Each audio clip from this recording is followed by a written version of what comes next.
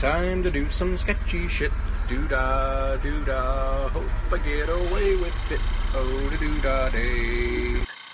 I love it so much. And my compressor is running in the background because, hey, I didn't realize I didn't turn that on. So, welcome back, everybody. It's Line of the Stars. It's Thursday. It's the Dockyards live stream, and I've barely had time to, even get my head around getting ready for a stream. So, here we are. Todd is in the background. Thank you so much for being here. I know you also had a very long day. How are you doing today? I think you're on the wrong mic because you sound like garbage. Oh, God, here we go again. Hold on. I really wish it would stop doing that. Yep, 100%. My God. All right, how is that? That's way better. Oh, my God. You really need to check your settings when you're getting into StreamYard. That's all I got to say for anybody of that. So, okay. If you guys, I understand it's your first stream. It is stream number 64, and there was, 52 perfect grade streams and God knows how many live streams. Yeah, I'm not new at this. Okay, I'm not. Don't be a whiner. Hi, Ken. Hey, Ken. How's it going, everybody? Chase is here. How's it going, Ian? I saw you were the first comment. No, it was me. Yeah. Professional YouTuber. Yeah. You on the vertical one. Yeah, I look, man, I'm a professional YouTuber. That's just all I'm gonna say. That's all I'm gonna say. You should have two streams going at the same time, one vertical and one horizontal. Get off the stupid phone version. He did it wrong. I did it wrong, and the window looks tiny.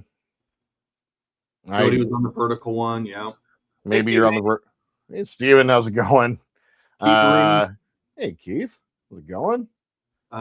He says sound better but clipping. He sounds fine in the studio. Let me I'm a mute and let me check YouTube. Yeah, please let me know.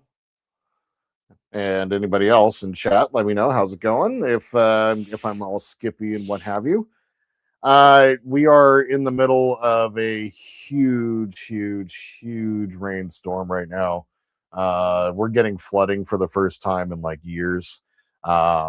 So yeah, I wouldn't be surprised if the internet's a little laggy, although I did a speed test as I always do beforehand, and I was showing 1.4 gigs, so down and 0.8 up, so I should be fine, but it's my internet, and it sounds fine on my YouTube, so I don't know if it's... So, Ian, restart your computer. That's all I'm going to say. So, we're here, and I realized, as I'm going to show you guys around. As you guys can see, I've probably done a little bit different stuff back here. So I'll give you guys a quick little tour here in a couple minutes. But with a bunch of work done, between doing my studio area and then basically changing everything around in my room, I realized I got a couple spots now, one over here, and I'll get to that in a second, and then one over here. I got big wall space, and I kind of made myself a promise by the end of this year to finish the Millennium Falcon. Is that we're not doing the thing tonight, the Subarus? No, we're doing the Falcon tonight. Oh, I thought we were Subaruing. No. Yeah. I saw an original invite was said Subaru. Did you change it? No. Okay. Then I don't listen to me. My brain is fried. Hey, it's all good, man. I'm right here with you. I literally got home with time to change my clothes and drink some water. That's about it. Rebecca thought I was dead because I forgot to charge my phone last night. Oh no. Yeah, I'm just a mess. Yeah, well, you're in the process of busy work times and also home building, so and getting ready to get married, which is all pretty crazy. So yeah, no, it's I've decided that I gave myself until the end of this year to finish the D'Agostini Falcon, and no. So real quick, when it comes to the flooding, where Kat and I live, we're up on a hill. We're pretty high up in the hills, actually, so no flooding here. It is affecting my restaurant, however. I had a couple of call outs today from people who are living in flooded areas. There's areas by my work where you can't get anywhere. So it is pretty crazy. So we had 2 inches of rain on Sunday. We had 2 inches of rain on Monday. We had 2 inches of rain on Wednesday. That's a lot of 2 inches. Yeah, well, around here, especially in this house, 2 inches is kind of the norm. But basically, we've gotten more rain in 3 days than we did over the previous 8 months. And that sounds like Arizona. We did that. Yeah, well, that's the thing. So the common misconception about Seattle is that we get lots of rain. Arizona gets more rain than we do annually. True. You just get it over every day. Yeah, exactly. We just have what we call the gray mist. It's always just kind of sprinkling. Like, that's kind of what it is. It's always just kind of sprinkling around. And so, yeah, it's kind of one of those things where it's like we're not used to this sort of rain. And I had a loaner car for the last couple of days, and that thing is a piece of shit. And so, don't ever drive a Chrysler 300, folks. That's all I got to say about that. That thing, despite having a V8, was the most laggy, boring car that I've ever driven. And driving around in a sedan when I'm used to driving in a all-wheel drive Jeep, not fun on this. So it's been kind of a crappy week, but yeah, we're doing fine here. We're up. Yeah, I set it up, and it wouldn't. The little drop down for it has you can do 2 different streams simultaneously. If I want to, I could watch both right now, and it's kind of stupid. Yeah, sorry, I won't set it up like that again. Hey Don, how's it going? But yeah, so no, we're doing totally fine with the storm. It's just been, the power's been flickering and what have you. So yeah, that's been a little crazy. Yeah, I mean the same, dude. Like it's inching more than I got, and so but yeah, so I've been working a lot. I'm pretty much on day number 10. I'm on day number 10. Yeah. I'm gonna be on day number 11 tomorrow. Let me tell you. I have a Jeep, but I have to go to the Chrysler dealership to, do all the work and do. Yeah, the 300 SRT would be fun to drive. Whatever this V8 was, my Jeep, which has a motor half the size, is more peppy. Is way more fun to drive. This thing was the just 300 weighs like 1,000,000 pounds. Dude, it's a brick. It's just like it's funny to think the 300 became what I had as a Hellcat. Yeah. Oh, that's the thing. It's like they're all based on the same platform, right? And it's a 2008 platform. So it's hey Trent, how's it going, man? Welcome. I mean, overall, like when it was dry out and I could kind of get on it, like it was fine. But I'm used to a car like I hit the gas and I go. So but yeah, no, it's it probably had that little tiny V8 that turned the cylinders off, and it did. Yep, 100%. Like when I would hit like when I'd stomp on the gas on the freeway, it would take a second for it to get moving. And I'm just like, I've driven a just apologize and go, I'm so sorry. Yeah, I can't do that, Hal. I'm sorry. Would you like to waste a bunch of gas? However, I've got you, fam. Yeah. But yeah, if you'd like. Yeah, exactly. So it's been a bit of an adventure this week. But well, dude, we're getting a ton of snow in the mountains, which we need. We've been in a drought for the last couple of years, as crazy as that is to sound, as that sounds. So we're getting a ton of snow this year. We're getting so you get in the Northwest, I'm sure you guys have all heard like El Nino and La Nina, or a Pineapple Express. So if we're in a La Nina year, it's a really dry winter. So it gets to be really dry and like not even wet, just dry and cold. And that's very rare for around here. Like it doesn't snow here very often, but when it does, it sucks because we call it the Cascade Concrete. It basically warms up enough to where it melts slightly and then it freezes at night and it turns into concrete. and then it snows on top of it again. So it's snow on top of ice, on top of snow, on top of ice, and you can't go anywhere. And it's all hills, by the way, where we live. And so, I heard that. Yeah, but once Daimler took over. Yeah, it was the Daimler yeah. Chrysler platform. Yeah, and then which was funny because when they did the first Hellcat, they told them when SRT and Skunk Works and all that were doing, they said, okay, give us an engine that makes 600 horse, and that's how they designed the car for 600 horse. And then the Skunk Works people went, well, sorry, it makes 707. Oops. Yeah. Hey, Trent. We do one of those, like as you're going off the line. Yeah, you got no traction. I could floor it. I could floor the Hellcat on the freeway doing 85 or 80, and it would just leave tire tracks. It would leave like burnout marks. It would do burnouts on the freeway at speed. It was ridiculous. It's crazy. And you watch your gas needle just go. Oh, it had no traction. Yeah. It had 55 tires on it. My buddy had an X3, like a BMW, the little baby SUV. It had 305s on the rear. He had the sport mode and had 305s on the rear, and this thing had 265s. I'm like, really? If you don't have the wheels to put the power to the pavement, it doesn't matter how it doesn't matter how big your motor is. Like that's the thing. The X3 probably accelerated better. Did it? I didn't drive it. I was just mad that his back tires were bigger than mine. Back tire envy. Yeah, as one does.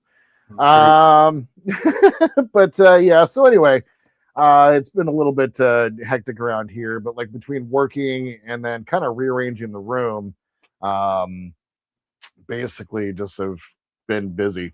The weekend was wiped out, unfortunately, so I wasn't able to do much work over the weekend. I did do a little bit of recording before the weekend. But basically, as a roundabout, as I like to do, is I totally just diverged off track. One of the things that I did tell myself is I did want to finish the Falcon before the end of this year. I don't think that's actually going to be real, but I want to go ahead and at least get to the point by the time that New Year rolls around where I can actually be in the weathering phase. That in itself is going to take a long time. But hey, Donnie, welcome. But yeah, I kind of want to get to at least to the point where I've got all of the base colors on. I can put my clear coat down, kind of finish the assembly so that I can really like just have the thing, put it on the mat and get some work done and do the weathering. So that's kind of what my hope is. I know I've been doing some work here and there, and it kind of, I when it comes to streaming, it's always just kind of what I'm feeling like either the night before or the day of. I am kind of planning on for every week going forward for the rest of this month doing the Falcon. Hope you guys don't mind. But yeah, and I'm gonna be on vacation the week of Christmas again, so I might do another stream during the week, and if I do, I may bust out the Subaru. And so I guess we can kind of start out with a little bit of that. Kat has basically she encouraged me to find something for myself that I wanted. I know Dawn's really excited about the Falcon. She was like, hey, get something interesting and like for yourself that just tell me what you want and I'll order it. And one of the things that so I'll just switch over to make sure I get the right camera here. Yep. Okay. So over here, I have, I got the Subaru up top. And then, so what I did basically, I'll just go ahead and show you guys around the room real fast. So I went ahead and cleared off a bunch of space. Over in this corner, was like a nightstand that I didn't use, a computer that I didn't use, and a bunch of stuff like that. So I went ahead and put my bookshelf over there. And then the Razor Crest is up top along with the Defiant. And then I have a lot of my Starships collection over there, along with the Perfect Raid Falcon, which is actually lit up right now, which is pretty cool. One of the things that I did manage to get done is I bypassed the battery pack on that. So I was able to hardwire it into the wall. So it's actually like, yeah, Falcon, exactly. It's basically, it's now powered by a switch, so I can turn it on whenever I want, which is great. But then up above here, in that blank space over here, that's where I want to put the D'Agostini Falcon as well. So I cleared off the space. I did take off the crossbow off the wall. That eventually, move my fat face, is going to go over in that corner once I get some more time. But yeah, and then using just some shelves that I had around in that little cabinet down there, I have both Darth Vader and Kit. All of Kit's parts and everything like that are there. And then, of course, up on the shelf, I have the Subaru, the DeLorean Kit, and then the Reliant, and then, of course, all my mods and all that stuff. So I basically just kind of went through and kind of redecorated a little bit, put the Jordan Way up there. I got my Aligning the Stars thing that Gary made me a long time ago. And if anybody has heard from Gary, let us know. Like, we've been kind of curious about Gary.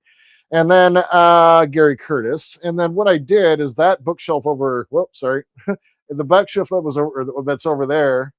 Yeah, there's a pit stain hat up there, along with the big boy hat. I wear that quite often, actually. I wear both, actually, quite often. Because you're a big boy. I am a big boy. But what I did is I did get the Star Destroyer down and got it all wired up and fixed, and so it's all powered up and ready to go. And then the Razor Crest is down there, along with the N1 Starfighter, and then we have Mando kind of over in that spot, and then my Wonderfest Award, and then just some modeling stuff. Most of my weathering equipment's right there. So yeah, just kind of went through and basically just kind of moved everything around.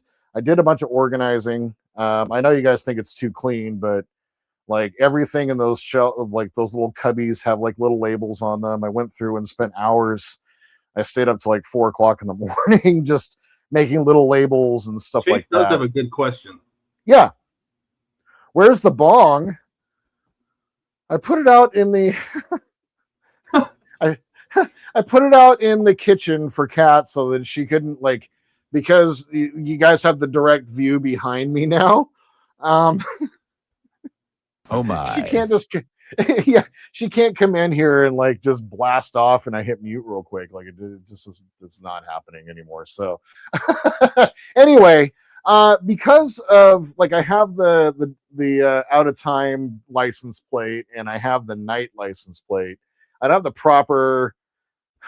I have to say, I spent so much time organizing it. Like I tested it by doing something really complicated when I did the deflector dish mod, and I'll light that up for you guys and show you guys in a few minutes. But when I did that, this was kind of complicated and I needed a bunch of stuff, and everything is just within arm's reach. I did do a really good job of setting this up. So this, I'm a clean freak. This is kind of how I am. And if I'm cleaning and if I'm organizing, that means that mentally I'm starting to do better. I've been really struggling for the last couple months. What's in the box? I know. So anyway, I know. So anyway, with those license plates, I wanted to do something for the Subaru, and I kind of wanted to do something interesting, and so I had Kat order this for me. You got a new visitor. Say hi. Hey, how's it going? Yeah, someone very new. Excellent. I like it. Welcome, welcome. So I had her order a Washington plate with the S40 WRT for the Subaru. So I want to put that up there. Oh, yeah, that's nice. Yeah. So it's actually at a place somewhere like it's near Donnie. So Lobelville, I think, is where it's from. It's somewhere close to Donnie. So, yeah. So that's going to go up. Go put that on your car and drive around. You know, I probably could for a while. Yeah. Because they don't run. They've because of. I'm not going to get political here, but because of ICE, all of the cities in Washington have decided to, shut down their license plate readers. And they're not allowed to pull you over if you don't have tabs that are up to date anymore. So it has to be like a secondary offense. So they can't just pull you over for it. Oh my God, dumb. Yeah. I'm like, hey man, hey. By the way, Todd, I did look into flying down for a couple of days during the week of Christmas, and it is stupid expensive to fly into Sky Harbor, man. It has always been expensive to fly into Sky Harbor, and I'm just like, I can't. Yeah, but what about Gateway? Gateway, what's that? Is that Mesa? The other airport, yeah. Mesa. I could definitely look into that. Okay. No, they don't. Not at all. No, if you want to fly on like Spirit or Frontier, they're probably super cheap, but that's what they fly out of, and that's actually close to the house too.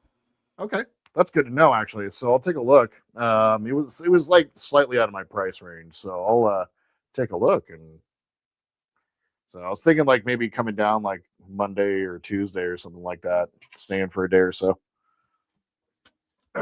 So go ahead and have you ever been down here? It's been a while. It's been God, when was the last time I was in Phoenix? I think it was last time I was in Phoenix was 2014. I went every year from 2007 to 2014. The Mariners, their spring training is in Peoria. So I would go to spring training every single year. It was like a baseball thing that you just do. So yeah, it's been a little while, but I love going to Phoenix when it's the middle of the winter. It's kind of nice to be able to get a bit of a recharge. It's supposed to be super warm this week, like 80. Really? Like record breaking. Wow. Yeah. See, I'm kind of down for that though. Like, I mean, for me, like the whole reason I like to go down there during like March, April, May, somewhere in there is, we have months of just shitty weather. So there we go. That's pretty badass. I'm happy with that. So yeah. Yeah, that's true. Spirit and Frontier are the super low cost airlines. Yeah. I've flown Spirit one time and it was one of the most entertaining. Yeah, I don't know if he means flights or fights, because it could be either one. It could be either one. Absolutely. Hey, Andrew, how's it going? And then finally, just a heads up, I won't be on the Friday stream tomorrow. Oh, that's right. You're heading up to the cabin, right? Yeah, we rented a cabin for Christmas, so we'll be up there this weekend. Excellent.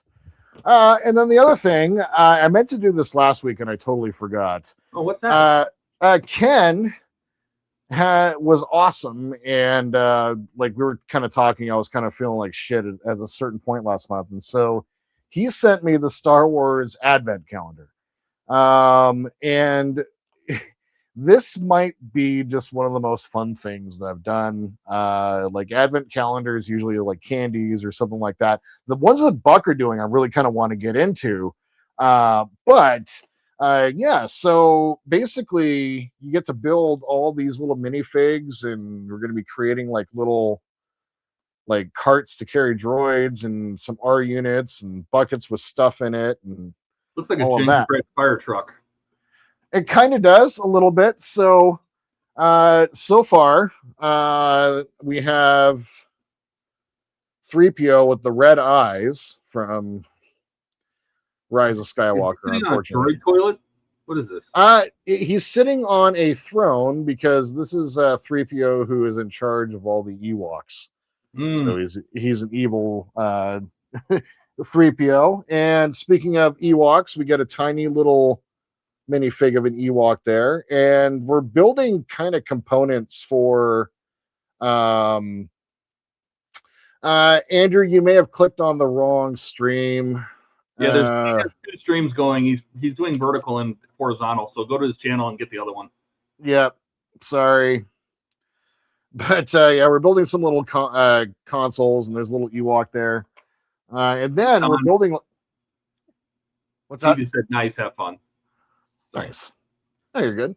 Yeah, it looks like his digital toilet, like a little digital shitter. It does. Yep. Yeah. It just abilities. Yes. I mean, hell yeah. But then just like a bunch of little droids, like cleaning droids, and then you have like. Did you do the Enterprise Advent calendar last year? No, I didn't. Oh, you should do that. That's fun. I know. I was planning on doing it this year, and I forgot.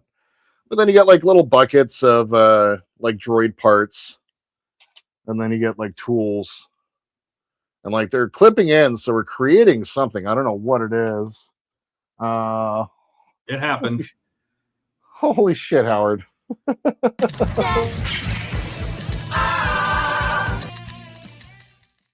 Oh my god! You've been dashed. You bastards! Yep, dude, Howard, thank you. Oh, I appreciate you, my friend. But yeah, so just a bunch of these little droids, like little That- handles and stuff Is that like. your little? Is that like a bra holder? That's what it looks like. Yeah, I know it's strange. And then I did get the R2 unit, which is pretty cool. So I figure we can go ahead and build one real quick. Today is the 11th. Say hi to Alec, Alec, how's it going, bud? and don't forget the like button. I agree, Don. That's right.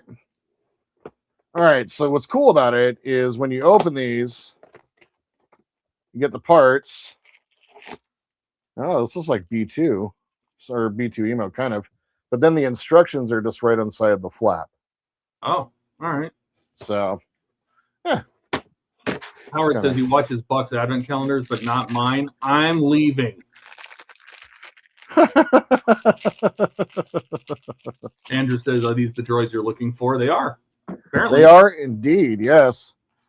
It's like over 300 parts, I think, or 296, I think, is what it was. So, you know, decent amount of parts, and yeah, I haven't done an advent calendar or anything like this in years and years and years.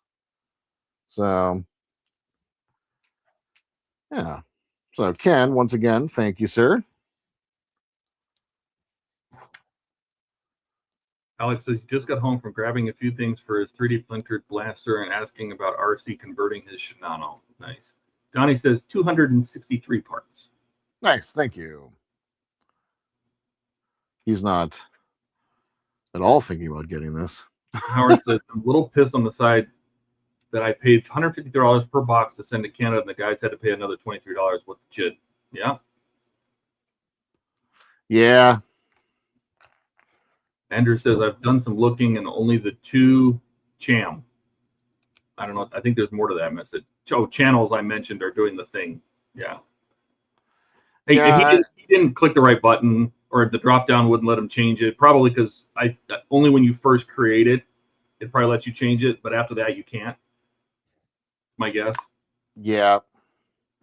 Ian's saying I'm gonna shit all over the walls and miss the toilet completely. Sounds like. Thanks, man. That's great. Actually, sure. He said he ordered a street corn Mexican carne asada burrito, but that's my interpretation. Oh, that's the interpretation. Yeah, you know, I've been getting obsessed with street corn too, man. Like I can't disagree with you at all. And says you're welcome. Yeah, dude, this is super awesome. And Alec is getting another bikini coffee without a picture. Well, you're not supposed to take pictures in there. Andrew says, I don't think Todd knows what I'm talking about. Well, he said in multiple messages, I've done some looking, and only the two channels I mentioned are doing the thing. What thing? Oh, got it. Got it. Is Got this it. your thing, you guys? Your little secret thing you two are talking about? Yeah. All right. Yeah. That's right, Don. Somebody has to decipher it. Keith says the corn will give the walls some texture. It's true. Ian agrees it might end badly. Yes. And here we go. The play-by-play. Yep, that's true. Oh God. Alec, gotta have the play-by-play. Hey guys. All right. Hey guys, I'm sleeping. Hey guys. All right, there it is. Our little droid for today. So, anyway, just wanted to share that. This is pretty cool. It's been hard. Tom Burritos are armed and is prepping his tortilla tube. That's right. For his launch bay. That's his best. Indeed. All right. What are we doing on the Falcon? So I am going to. I just kind of move my screens around. I need to work on paint. So got my compressor all fired up and ready to go. Let me go grab. Let me open up the file first because it is a very large PDF. Yes, and give credit where credit is due. This is Joshua Wraith's paint. This is Joshua Wraith, exactly. His paint guide. He did exactly what I would have done. I give him all the credit for it. Yep. Ian says his tortilla tube is already rather irritated. Oh God, what'd you eat now? And Donnie says, weird. The title said the Falcon was going to be here. Yeah, you better get a piece of it, put it on your screen. Well, 32 minutes. Finally going to see some Falcon. Hey, it's about Falcon time. That's what I always say. Yeah. Would you Falcon do it already? Huh? Would you Falcon do it already? I will Falcon do it already. Yeah, you better. All right. So I got to do that red pen. I'm going to do that. The cutaway. Dude, it looks so good. Like I have to say, it looks really great. What we got done was, I believe, the first, like the way Josh has done this, and the thing that I really appreciate about his process is he's building up from the bottom up. And so what we've started with is we've gotten these outside panels. I'll go ahead and widen out a little bit. That's part of the reason why I did this. Like, I don't normally, here's my crotch while I'm recording, but like part of the reason I did this is so that we can see a little bit more of the model, because the Enterprise, the Saucer, what have you, or even the Falcon are just getting huge. So what he has done is he set it up so that you're going to be kind of working through in certain sections with the same colors. And so the paint guide isn't too muddled with, okay, this color, which is one of the main colors on the ship, there's going to be like a ton of these panels on there, but we're going to go ahead and put it all on the same page. So he kind of breaks it down, and what we've done is the first couple of pages of the light gray color. So he's using the Archive X paint. I'm using Tamiya. So the colors, I'm kind of trying to do my best. So Jody was like, why the Falcon was in your bed? Were you falconing? So well, this thing that's why it has holes, Don. It does, yes. Are you talking about these little holes? Huh. There's still greeblies that need to go on. Many greeblies. So many greeblies. I've already put a lot. And I've got like 3 boxes of greeblies that still need to get installed that are on different little pieces of cardboard that have been pre-painted. So what he does is he started on the bottom. I'm not too worried about what I did on the bottom. I'm honestly not going to see the bottom, and every time I look at it, it stresses me out because I probably just want to repaint it. So if anything, I wanted to, well, to answer the question real quick, I put it underneath the bed. So the only place that this thing fits is under the bed. So I've got a box set up underneath there that I'm able to slide it in and out of. And you guys do not want to know what else is under there. Her name. But I poop from there. Now you don't. I was about to say her name is Deborah, but if anybody, Right. if anybody out here is named Deborah, I apologize. Mm-hmm. Don says, can one of you guys post the link for the paint guide? He sells it, but reach out to me and I'll work it out for you, Don. He sells the paint guide, and to be fair, it's worth it. I mean, he did so much of the work already. Yep, exactly. Did I look? No, I could smell it when you went in his room. His bed has a certain smell. You guys, I'm sure you smelled it. You know the socks you find stuck to the ceiling? You know that smell? Oh, God. So I guess the question is if one of those socks grows mushrooms because it sits for so long. Yeah. Are you that mushroom's father? Ooh, I don't know. But have you ever unwrapped like an old Werther's original from a grandma's house or something, and took a second to just kind of smell it, that sweet sickly smell? Yeah, that's the one. Yeah, you know what I'm talking about too. You know what I'm talking about. That sweet, sickly, crunchy sock smell. Oh God! Yeah. Stop describing my closet. Yeah. Sounds like it's Oh. way, way, way too long. Mm-hmm. Oh God! All right.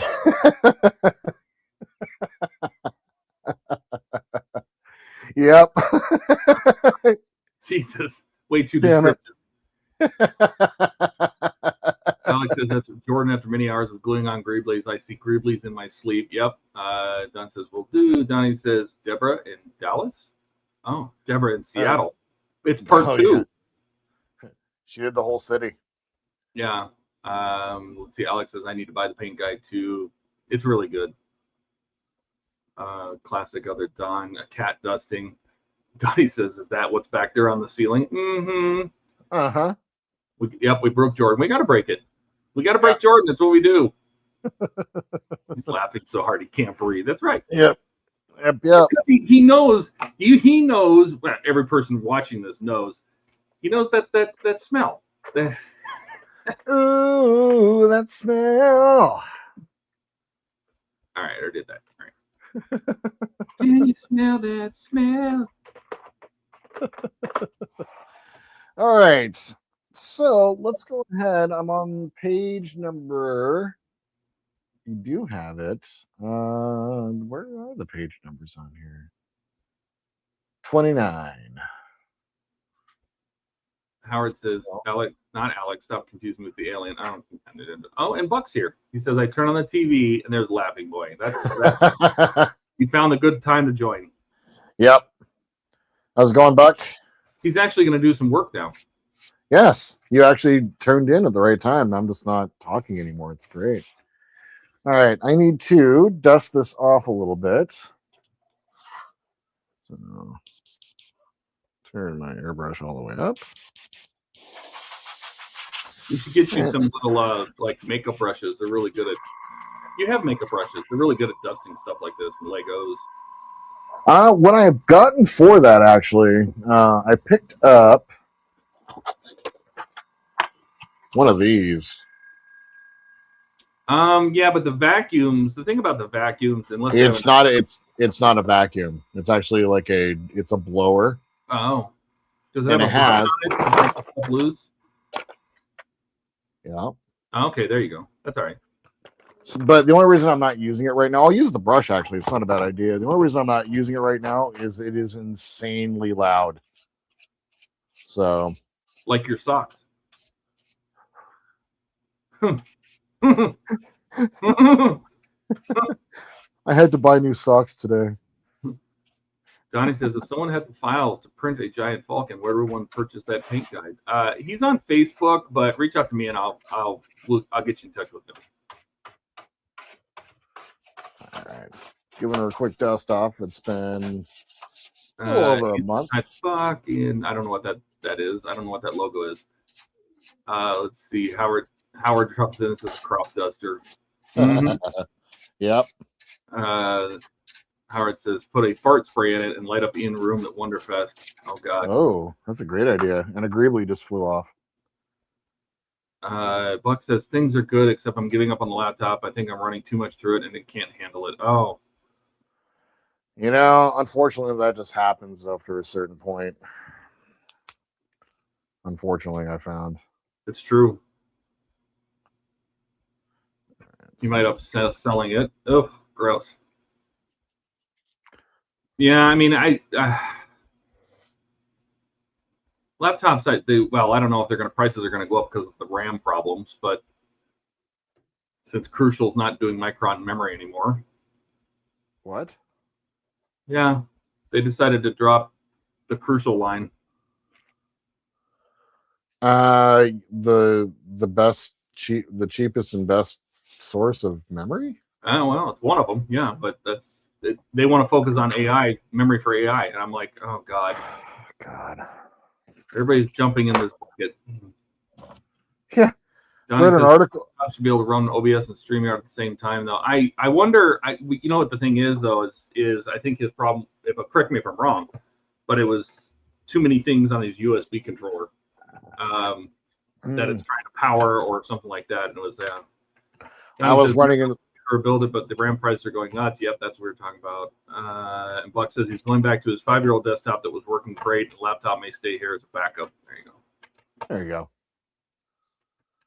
All right, so I'm gonna start working. Let's work in the front. What color are we doing? We are still working on the light gray. So on page 29, we're working on the lark light gray. And I'm going to work on the next sections up here in this front area. So I'm going to go ahead and have you made a list of what you're using for each of the colors? Like the Tamiya equipment? Tamiya. Yep. Tamiya. The fuck? Yep. I went through and made sure I had enough of all of the colors as well. Like doubled up just in case. You don't need much paint, but I doubled up just in case for all the colors. Basically, I'm just kind of approaching it as light gray, medium gray, and gray. Like, I think light ghost gray is what I'm using for the very light gray, but then it's just a medium gray and then normal gray. Like, I'm not going super crazy with it. So let's see. Donnie says on his Tuesday stream, it was working as long as he didn't try to run StreamYard and OBS together. Buck says absolutely too much running on the laptop. Preliminary, the poor thing couldn't handle 3 cameras or more and 3 external drives. Yeah, I don't think it's a data thing. It probably is a power thing. Like, it's not enough to push all that, especially external drives if they're not SSDs, like which they're spinning, take a lot of power. Howard says, wait till Netflix buys out Warner Brothers. You'll have 5 minutes of all the company's logos, intros before the movie starts. Well, now Paramount is, borrowed a bunch of money to try to buy it back. Yep. But they want the discovery. They want the TV side of it too. Yep. Andrew says, I can't follow along in class. I don't have the textbook. Oh, yeah. Well, I think he's talking about the paint guide. Yeah. Understandable. Well, I mean, I would share it, but it's again, this is something he spent a lot of time and effort putting it into. Yeah. I mean, like, share it on the screen so you guys can see what he's doing, but I don't want to take that away from Joshua. I give credit where somebody spent that kind of time. It was me, me. I mean, I'm going to do my version of it, but I'm not there yet. And you'll be able to follow that, and it's very similar to what Joshua did. So, yeah. Buck says, "Oh, and the USB HDMI plug RAM tumbler is great if I don't overtax it." Yeah. Oh, I'm sorry. Can you hear that? I'm shuffling HTM chips. Sorry. You're good. I was wondering what that was. Yeah, I was just sitting here just mindlessly. All right, Keith's done for the night. He's out of here. Good night, Keith. If you're not subscribed to his channel, go subscribe because he's got a good channel. Everybody in here. Buck, Andrew, Howard, Ian, Pitstain, Donnie, Ken. Get everybody on there. Alec, Don's. Do it to it. Buck says it'll still be somewhere here in the shop. Andrew said we should sell it, but losing almost $400 of what Andrew paid for it. Yeah, that's pretty typical.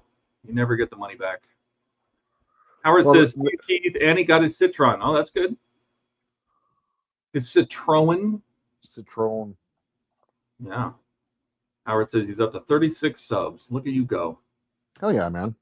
Well, you know what? I told Claire if she wants me to help with the Orca instructions, because she reached out about the Orca, and because I've done the instructions with her, and I said, if you want me to do it, I said, but maybe I'll do that one as a YouTube build.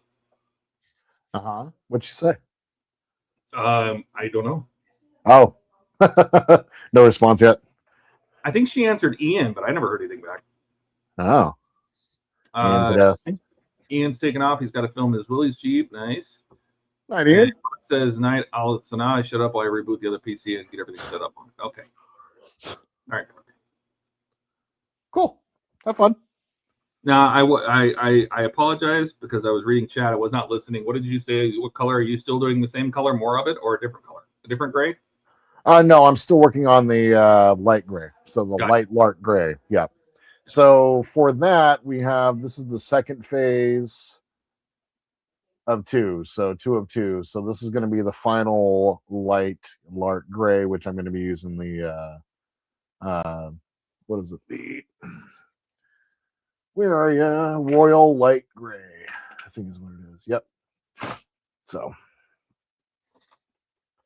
and then light gray, then gray. Is that what I did? No, medium gray and then gray. Yep. Okay. I had to make sure that I had my colors all set up there. I was like, and it's going to be a lot of this. I know we're going to be doing a lot of painting over the next little while. I probably need to go pick up some more cling wrap as well. So, okay, I'm going to zoom in a So little. many boxes of that stuff because I got it from Amazon. It was like bulk. What's that? That cling wrap. I got like 8 boxes of it. Did you really? Yeah, haven't used it yet, but I want to. I mean, you're going to have the opportunity here. I know. So, and Cam's here. Say hi, Cam. hey, Cam. Welcome. And Jody says he's starting on a larger version of the inserter today. Oh, very cool. The inserter? Uh-huh. It's the USS inserter.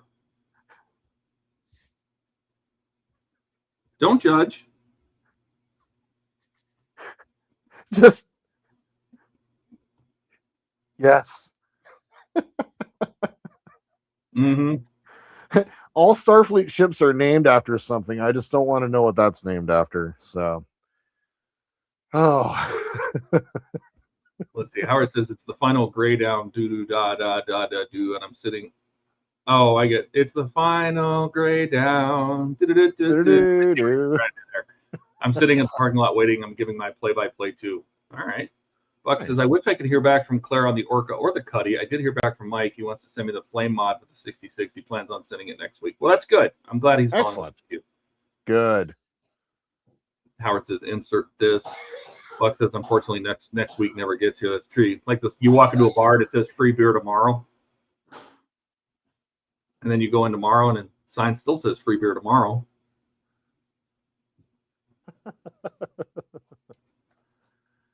This is a very... So when you got those little hashes on the side, does that mean we're going to kind of just like brush off the end? What do you mean? So on the paint guide at the edge of this paint or the edge of this line here, and it's going to be on this side, he's got some hash marks kind of running through it. Like scratches? Or what? No, it's I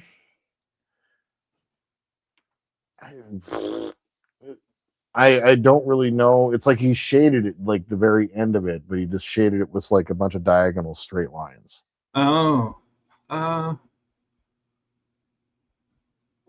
Let me take a look. Carry on with what you're doing. Yeah, for sure. I'm just trying to figure out how this is all taped off because this is a very interesting. It's named after. Oh yeah, that's right. Because he could only he only had USS Enterprise, so he tried to make a reword using those letters, and he came up with inserter.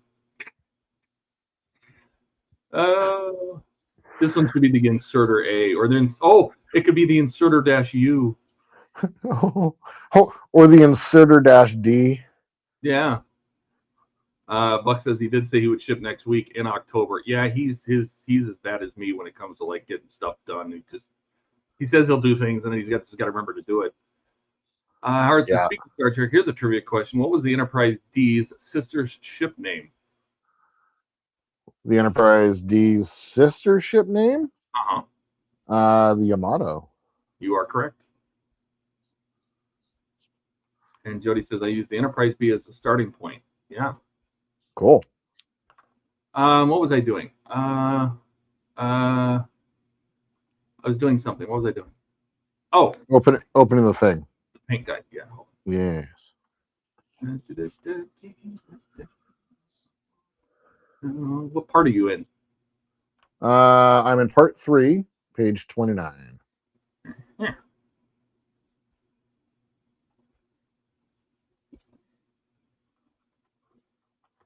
Hello?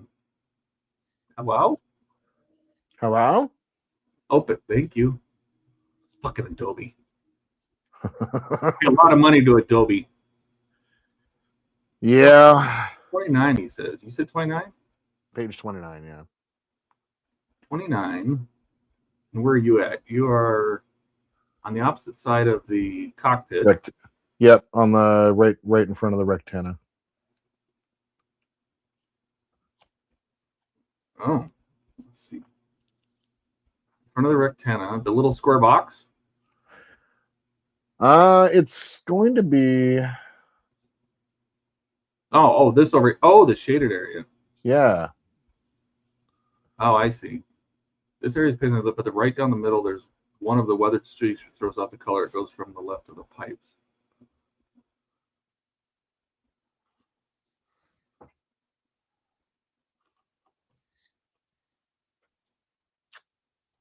Oh, I don't know what he means by that shaded area. Yeah. Wonder if there's like a glossary here. Let me scroll up back up to the top real fast. Or like a legend. Oh, he does mark it. He says the areas that are yes, he says the areas that are pointed to, and that's no, that's not either. Why? Hold please. I figured it out. Cool.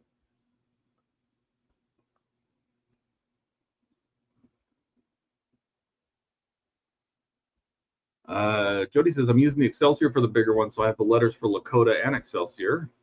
Cool. Howard says starring chat. Okay. He'll have to choose a new name. Jody says. Howard says, Todd, did you need a crane to lift the package I sent? It was quite heavy, yes. Yes. And Francisco sent me an entire 12-pack of Hawaiian Sun. What? That's the juice I normally get when I'm in Hawaii to make drinks. He just did. Yeah.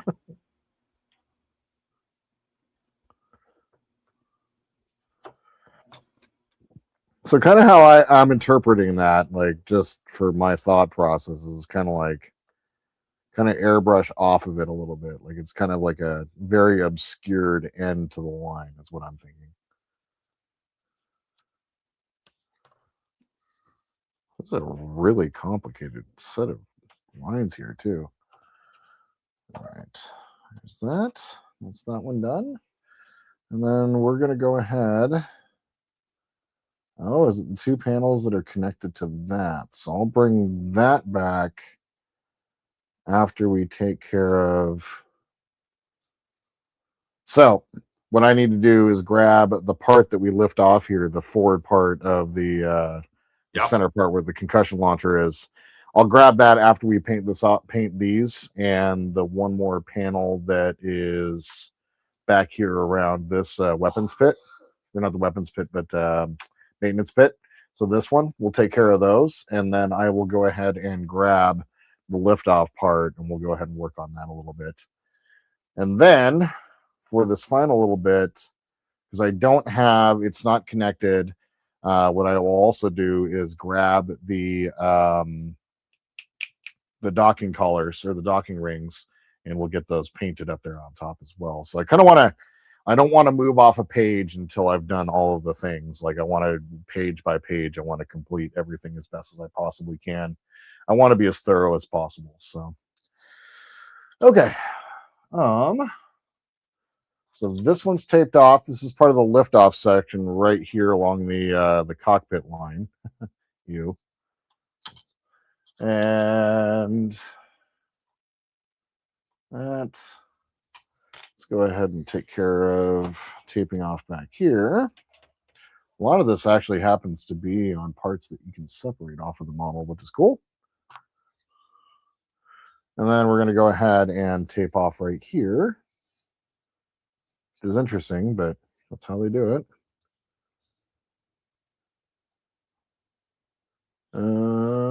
Is that right? That is facing.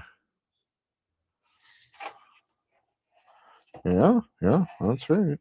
Okay, sure.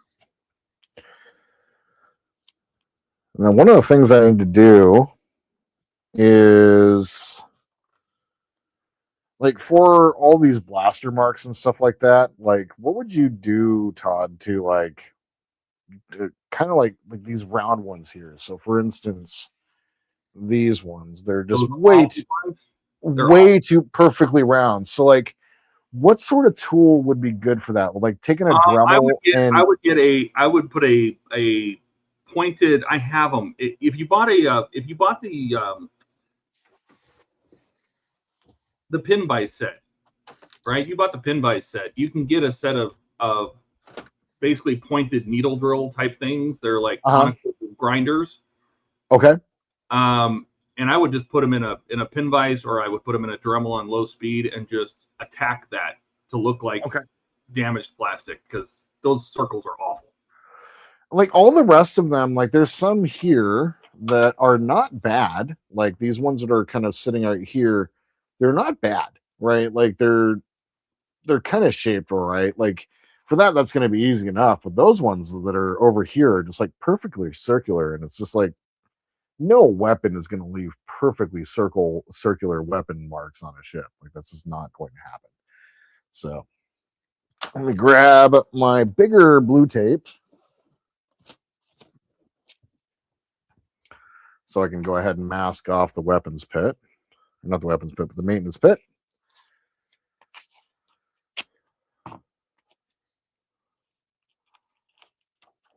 Get in there. And I'm not being too super precise with, like, I'm not going to be obsessive when it comes to screen accuracy. I want to be as close as I can, but I'm not going to freak out if something is not perfect. So what I'm doing for my taping is I'm being very just kind of like, if I run over the top of a panel, if I happen to miss part of a panel and we have a little spray off, I'm going to be totally happy with that. It's going to be natural kind of weathering. So I really don't want to be super obsessive and crazy when it comes to like trying to be screen accurate. But because if I was, I'd have to repaint the bottom, and I just don't want to do that at all. Like that is just not something I want to do. That was last year's problem that I figured out last year, you know, and I just don't, that doesn't sound fun to me. So Let's and every see. time sorry. Just every time I look at it, I'm just like, oh God. Anyway, go ahead. Howard says, I sent bricks next year. Everyone's getting a brick or build a 1-to-1 wall. Huh. Put your puppy paint down. Don't get the mat all dirty. Oh, for painting? He's going to use his dry stick, whatever he calls it. Cling and wrap. Cling and tug. I am, and I will put a towel down. This is the brand new mat. There is a brand new mat down underneath here. It is, let me tell you, not having a bunch of those little cut marks in there is fantastic. And Jody pinpointed the reason why I wanted to get a new one. And it's because when it was in its original position, I had spilled glue right in this area, like right up front. And it was driving me nuts on every recording. And so I wound up flipping the mat around. And so the numbers were backwards. And so Jody in the last video is like, I can't unsee that. Like I can't not see the upside down numbers and everything. And so that was probably a good portion of why I did what I did. If I'm being real. So yeah. But it's nice not having a bunch of little cut marks in it. And I'm going to need to pick up some more 10mm tape. That's for damn sure. So the only thing I can think that the shaded areas mean is it's not a sharp edge. It's faded. Yeah, that's kind of what my thought was too. Just kind of like it's not fully colored. It's shaded on that edge. So kind of like once I kind of get it, I may even want to, because it would be like, it would make sense to probably just pull the tape off that edge and just be deliberate with it. When we get to painting that, I'll kind of think about when you airbrush it too. Well, no, because you'd probably have to leave that edge open. Yeah, and just figure out where the end of it should be. So yep. And then what my thought is just kind of backing this tape up a little bit here, and then painting it with the rest of the panel, and then pull the tape off and just kind of feather off a little bit of color at the end there, just kind of blur the edge a little bit. Cool. That's kind of what my thought was too. Alec update. He got his blaster assembled. Nice. Buck says, hey, someone just grabbed me. Jordan, I'm not part of your Falcon. Okay. Donnie says, but you have an accurate paint guide now. You should redo the bottom. No, Donnie.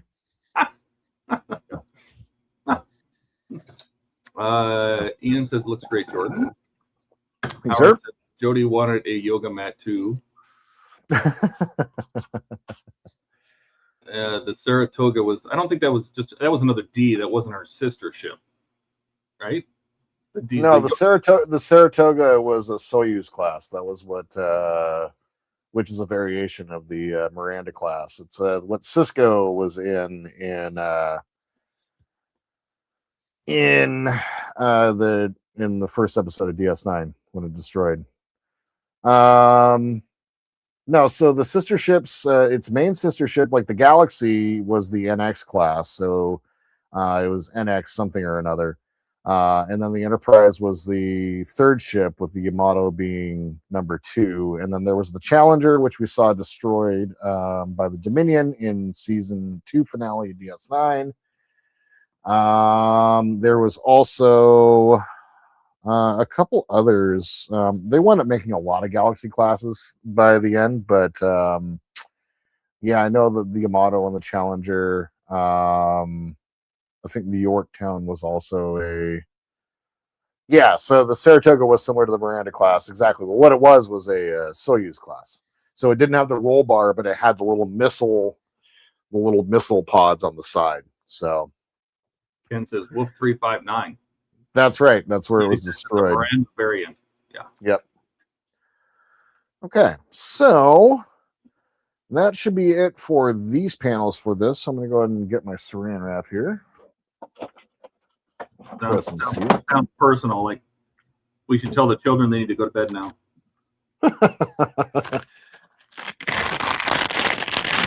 I like to suffocate myself using saran wrap. All right. So once again, let's drop my saran wrap down, seal up around the area, and I'm going to be painting. Stick it to whatever tape is nearby.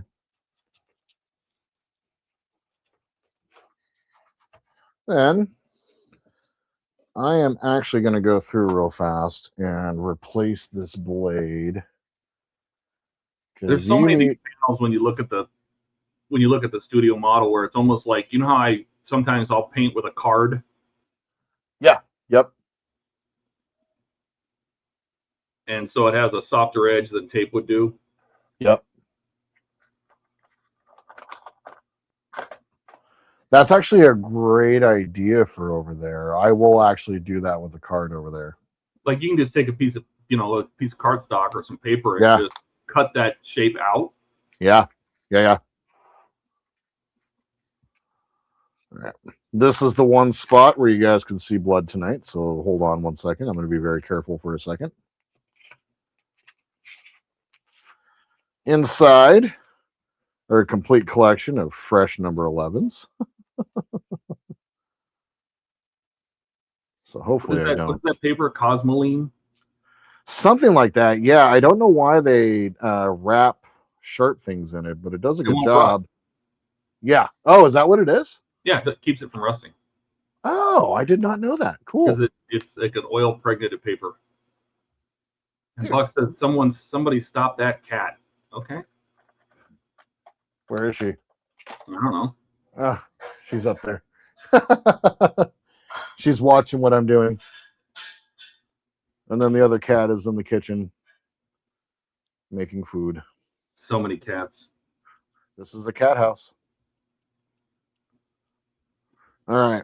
So I got a fresh number 11 here. No blood. Toss my old one. Jody, I know you're like, I can't believe he's throwing that away, but that's what I do. Don says new stabbies. Yeah. Yep. It's oil to prevent rust. Yeah, it's because there's a lot of times I remember buying like AR-15 mags, and they would always most of the time they'd come wrapped in that cosmoline, and it was to prevent them from rusting. Did not know that's what that was called. That's very cool. Man, I didn't know what that was for, so I just knew that I should keep it on there. So, and I did. It is a cosmoline is a brand name for a family of waxy petroleum-based rust preventatives, known for creating durable barriers against moisture and corrosion, widely used by militaries for long-term equipment and storage of firearms, vehicles, parts, etc. Cool. Yeah. Oh, Buck says the cat was going up to the blinds when I saw him. Oh. It's Yeah, funny how so- cats love their little high places. Yep. They can keep an eye on stuff. Yep. This whole house is full of, like, we got cat trees everywhere in the house. Yeah. And those like little perches on the windows, we got a bunch of those as well. Did you ever have one of those sacks that you hang on a window? Yep. The thing that they can lay in. Yep.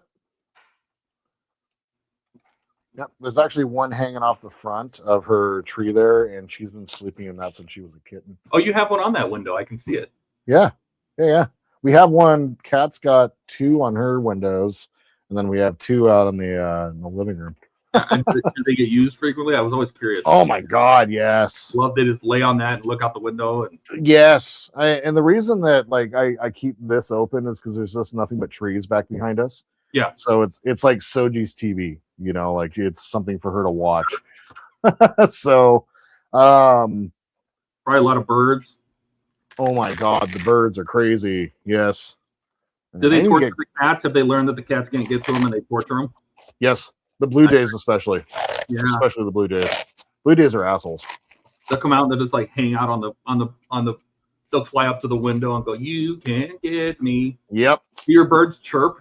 Are your cats, do they do that chirp thing where they go? Her specifically. Yeah. Yep. Howard says that's what the 321 blocks come in. Yep, that's true. That cosmoline. Mm-hmm.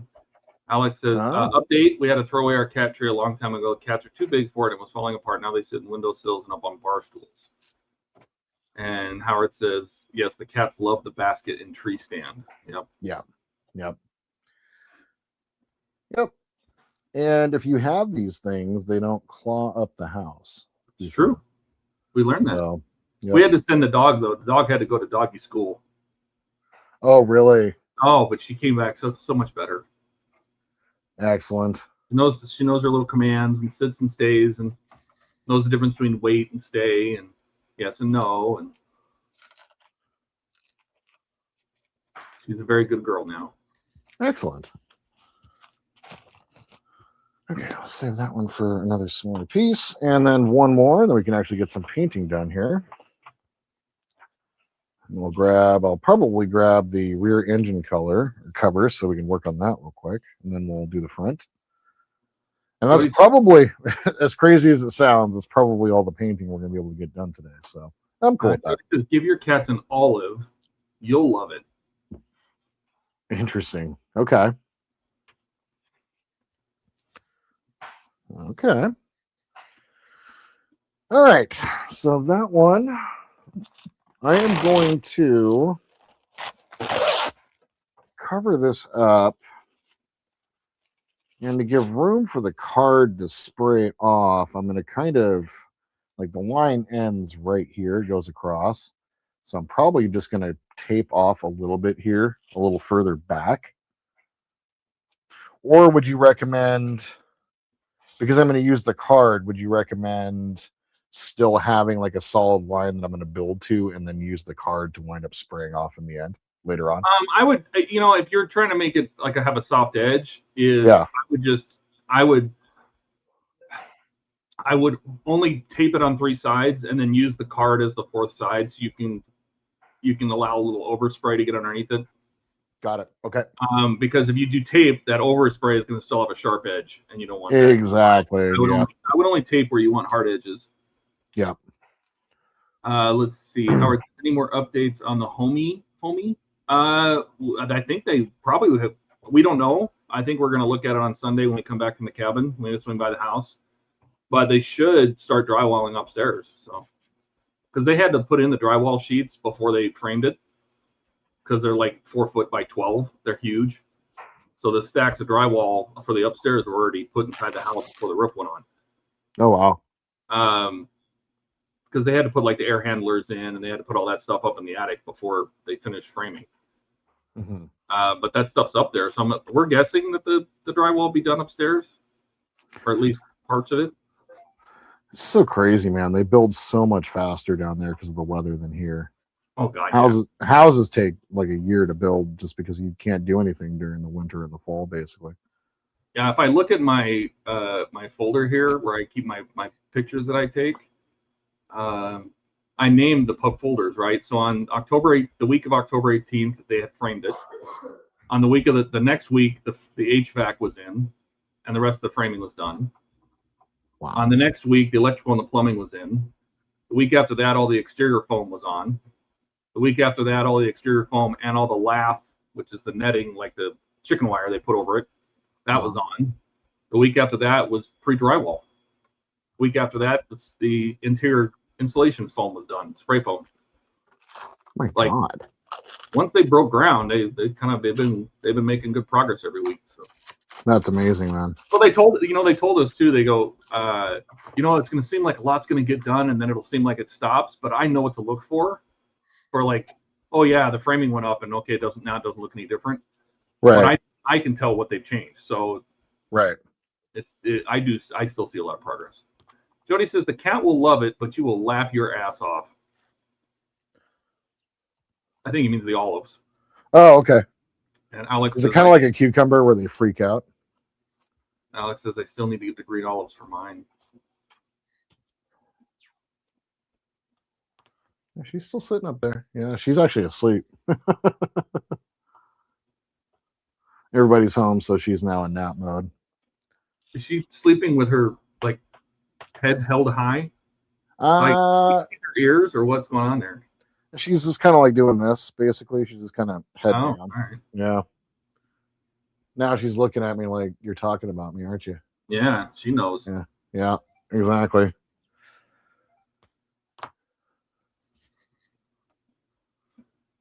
Alex said, oh wow, sorry, I'm playing around with the Elegoo FDM slicer and was surprised to see that it starts in a completely different place than a Prusa slicer. So I'm used to it starting on the left side, not down at the front of the bed. Thanks for the update. Yeah, every slicer is a little different, for sure. A lot of people have been asking where to get the files after I posted that photo yesterday. Well, you should just post the link to the actual page where I talk about the mod. I did. In a couple of comments I did. And I saw you post to the main site, but not to that specific page. Oh, right. You should copy a link to that actual mod page because it has its own dedicated page. And that has all the STL downloads and everything on it. Perfect. I was definitely going to be doing that for the video description for tomorrow. And if he ever does put them back up on, well, if Shapeways actually comes back in the way it was supposed to. Yeah. And he puts them back up there, then I'll update the links. John actually reacted to the post. Oh yeah, him and I, we worked on that for like a month, going back and forth because he didn't have the model. So, or it wasn't at that point in his build or something. I don't remember what it was. And so I kept printing the stuff, and I would throw it on mine and go, "Let's adjust this," and then I print another one and let's adjust this. We went through probably 5 or 6 different kinds, different tweaks and versions. And then he started adding textures and stuff to it to make it more detailed. He did really good. Oh. Yeah, I mean, you can go ahead and fire it up real quick. Just give me some. Like I'm super impressed. Like, wasn't the color temperature that I was looking for, obviously, but they sent me the wrong color. I ordered the right one. I confirmed it, but I could see, a picker seeing blue versus blue. One says light blue though. But anyway, it's besides the point. Yeah, it should have been. They should have had like blue and then cyan or something. Yeah, exactly. And it came from China, and so I just did not feel like waiting. So not again. because this has been what's been holding up the build. So here it is unlit, by the way. So in the video, I actually wind up, the reason there's a little bit of paint here is I wind up taking my finger and I gouged it. I did that. So, yep. And I actually did it on both sides. So, that's right. Battle damage. Yep. So I wound up, fixing a little bit, but yeah, no, it turned out really great. I love that yellow along the outside. I need to take a little bit of the Citadel and get around the outside, but yeah, I really like that. It turned out so good. And then we're going to fire it up. This was actually really easy. Like you had to do a lot of work to get this done, but like the actual assembly, once like all the engineering was done, like it super easy. It took me like maybe 30 minutes. Now don't blow up the cob strip, okay? I won't. We're at 5 volts. I wound up using a 2.2K resistor and to dim it down. And you were right. You cannot airbrush silicone. It just wipes right off, just like that. So I went ahead and used a 2.2K resistor, and it brought the amps. So this was running at like 2.3 amps by itself, and then it was like, it was 0.8 amps, and it was 2.036 watts. It was a lot. Yeah. And so when I put the resistor on there and we fire it up. Well, that's what I said about the resistors too, right? You got to see how much they draw, because if it draws 2 amps and then you put a 1/4 watt resistor on it, you're going to have some trouble. Yep, exactly. So now it's just pulling 0.064 amps and 0.325 watts. So pretty pleased with that. And it looks really good. Like it's a lower color temperature blue, but honestly, it works for this. What I did actually to help darken it up a little bit is where the entire bottom, where you taped off the entire bottom, lights, I know Donnie's excited, where you taped off the entire bottom of this inner piece and like kind of left it so that the blue around the outside shone. I actually wound up airbrushing the middle a little bit and then kind of faded off a little bit along the outside to kind of diffuse it with a little bit of black.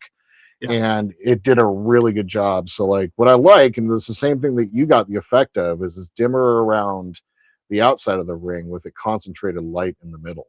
Yeah. So if there was one thing I would have done differently, and it looks a lot whiter on screen than it actually is, but if there's one thing I would have done differently is I should have, with this blue, I should have probably kept the original stock color blue on the inside. So instead of like using the IPA. So did you glue all that together, or you just have it pushed together? It's glued together now. Oh, Jody says you're deflecting again. I am deflecting. That's not a Falcon part. That's not a Falcon part, yeah. Yeah, and Don's upset. If you could still pop it off, you could probably, well, did you glue it all in, or can you pull it apart if you were to pull the screws out of the back? So the only thing that's glued in is the actual Bassy part, like this piece. Well, I was just saying, if you could get to the outside of that center clear part, and put like clear blue on it, I wonder if it would tone the blue down. I bet you it would. So I can get to that center part. Like I only use like a couple of dots of super glue in there, so I may actually do that. Yeah, that's a good idea. I was just thinking, if you wrap the outside of it, so when the light passes through it, it really tones it back to blue. Yeah, the blue. Yeah. Yep.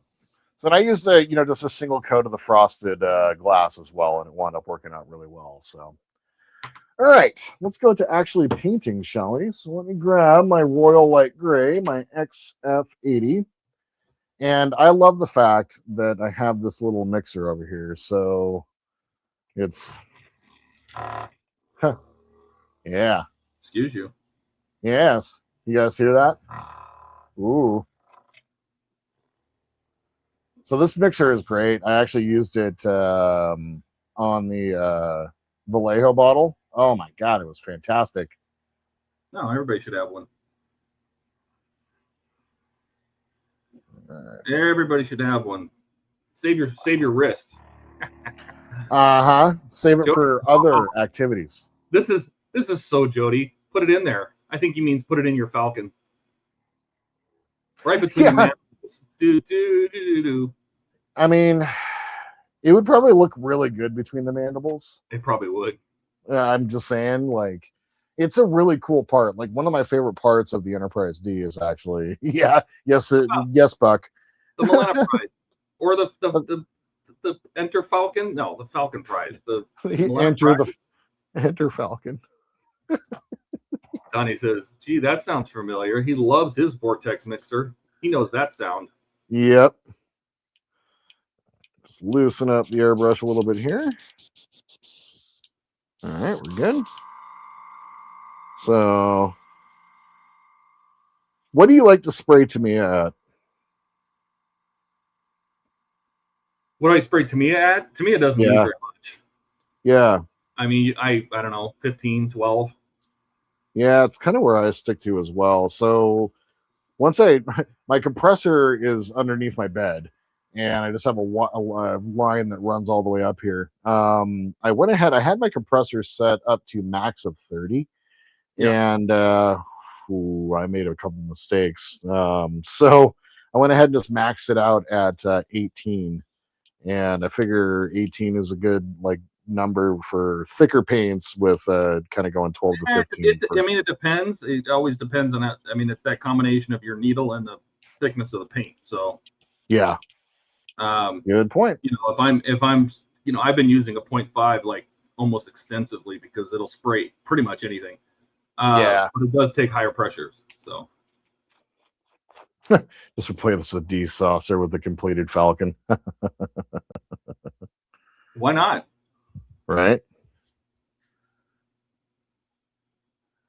Buck says, is that your compressor or magic fingers? Also, yes. He airbrushes while he's laying in bed. He gets 2 for 1. You guys could see that? That's weird. Did you guys hear that? I watched the video or the more recent fart that I did, and it was pretty epic. I saved that clip. I actually have the clip saved. I feel like you would do that. Well, I am a child, so I am a child. Do I want to use any flow improver for this? I really just kind of gotten away from using it. So I'm going to use just a little bit of thinner. I mean, to me, only if you need it to stay wet. I really don't, though, and that's the thing. So, I just kind of stopped. I stopped kind of using thinner. You get dry tip? Sometimes, yeah. Then that's what the flow improver is good for, or a paint retarder. Yeah. Yeah. Got a little bit of. Do what I do for dry tip, and that's pull the crown off the front of the airbrush, grab and pull with my fingers, and pull off the paint. And then working. Yep. It's a fair point. All right. So I'm going to use a little bit of paper towel here just to kind of protect the mat, as it is new, and I haven't done anything messed up to it just yet. So, well, that's what we're all here for. That's right. So, and just like that, and let's start painting. A little more pressure. Looks good. All right. I got my Super 7 Batmobile today. Oh, did you really? Yeah, the sideboard that opens up so you can see the inside. Yeah. So, so on the Batmobile, this is interesting. There's somebody that was posting. Remember we were talking about this, where Fanhome got the idea for the engine? Yeah. Right? So, and somebody posts pictures of the Batmobile manual that was done by, is it David Wallace, I think? But the artistry was done by Lucas Luzko, I think. And remember I said I found that guy that did the artwork, what I thought was Ed Cummings, and I emailed him and he never answered me back. Because he said he did the artwork for the Eagle Moss publication. So I'm like, these are all too familiar. And that guy, the artist for the Batmobile manual, emailed me back. So him and I were talking. And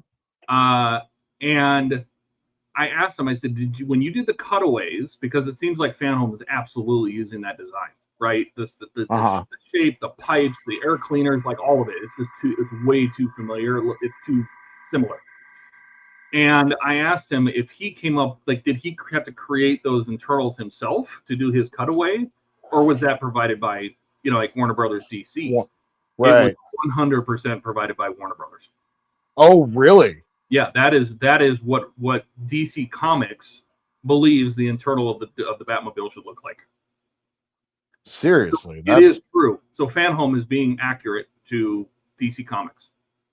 That's kind of crazy considering. Yeah, and that's why I bought this Super 7, because this Super 7 is an '89 Batmobile that the covers come off of, and I wanted to see what the interior looked like because it looked like they followed the same thing, and it would kind of confirm my theory. Oh, dude. Should I open it on camera? I'm ugly. Yeah. You want to see it? Sure. We'll see Ugly Todd. Yeah. Oh God, I have no lights in here. I probably should turn some lights on. I got boxes galore.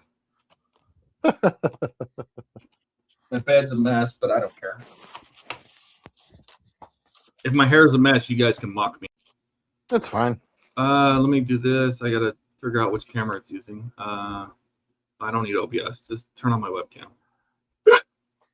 What's up? There he is. All right, so this.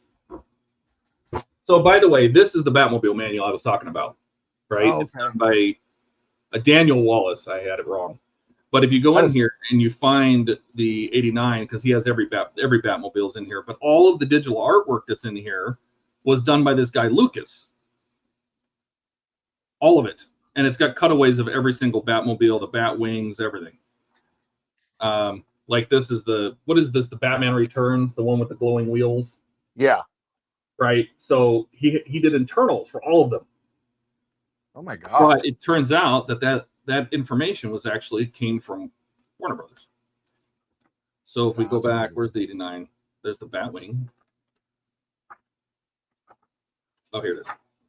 So these cutaways, which is the one that guy on, I don't know if you saw it on Facebook, and he was sharing pictures from this book.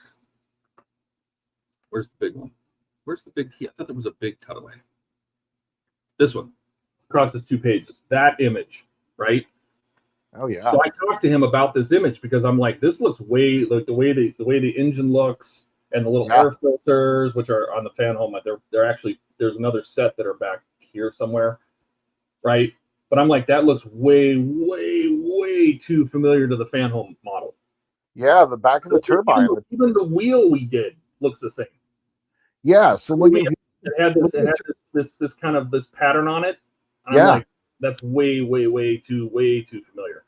So and the turbine has those 2 vanes on the top as well. It has the vanes, the pipes we're gonna put on. Where am I at? I'm pointing backwards because I'm showing it to you. But the little pipes, even back here on the engine, which there's a reverse. Hang on, let me show you the cutaway. He made another one for the guy did all this artwork in Blender, but there's the back, and I'm like, that looks exactly like the Fanhome parts. It really does. Right. And so I wanted to reach out to him because I'm like, okay, so did you make that up? Did you just, make up some shit? Or did you actually talk to Warner Brothers? And he says Warner Brothers supplied all of that. All the design, everything. And all he did was just 3D make it. He just made it 3D. But anyway, this is the Super 7. Oh, cool. Right. So let me open this up. I was looking for one of these, and because I wanted to see how they detailed the interior. It's got lots of tape on it, or the inside of they call it the cyborg version because it has the interior. They also, I guess, they make one of these that's clear. That's weird. Very interesting. Let's get this out of here.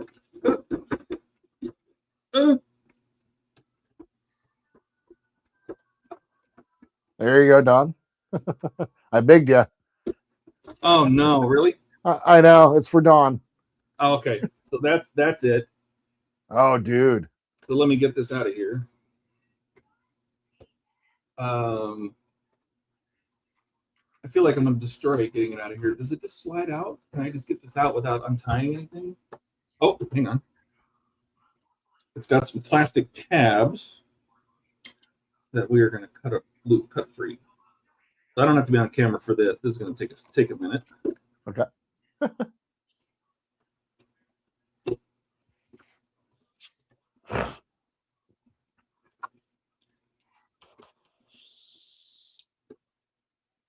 Because I went searching and I was trying to find information on, before he answered me, by the way, I was trying to find more information on where they got the idea, because like Kit, they used the Chrysler engine because they just didn't have anything. Yeah, because there's like, GM never made a turbine. No. Well, and Kit, they never showed the engine. No. They referred to it, but they didn't show it. Nope. And it was actually a point of like, it was part of the whole filming Bible. You actually couldn't, they didn't want you to show it. Yeah. No directors could actually film from that down part. So yeah. If you remember when he ran up the episode after Goliath, when Kit was on its side, they did the ramjet, they did everything in their power to not show under the hood. Yep, including like putting the entire cover on the bottom. Oh yeah, yep. That's done. Well, they don't make this easy to get out of here. All right, so those panels are all done. I used the card to kind of brush off there, and it turned out great. Perfect. All right, so let's go ahead and turn this around here. So is Jonathan Frakes. I would like his money and his talent.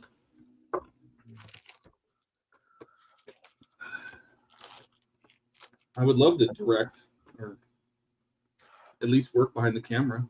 Yeah, that'd be amazing. All right. A robot put these twist ties on. Jeez, I can't even see how they did this. They're wrapped around. Spend a lot of money on the toy and time on unpacking it. Can't even see what they did to these. Well, I have a solution for this. All right, so there's that first one off with the paint. That turned out really good. Solution 1, solution 2. Snip it. Yep. Give it the old snipperoo. That's right. Let's go ahead and see if I can zoom in a little bit here. Get in tight like a tiger. I was watching a little bit of Wayne's stream this afternoon. I had to work all day. I missed all of that. Yeah.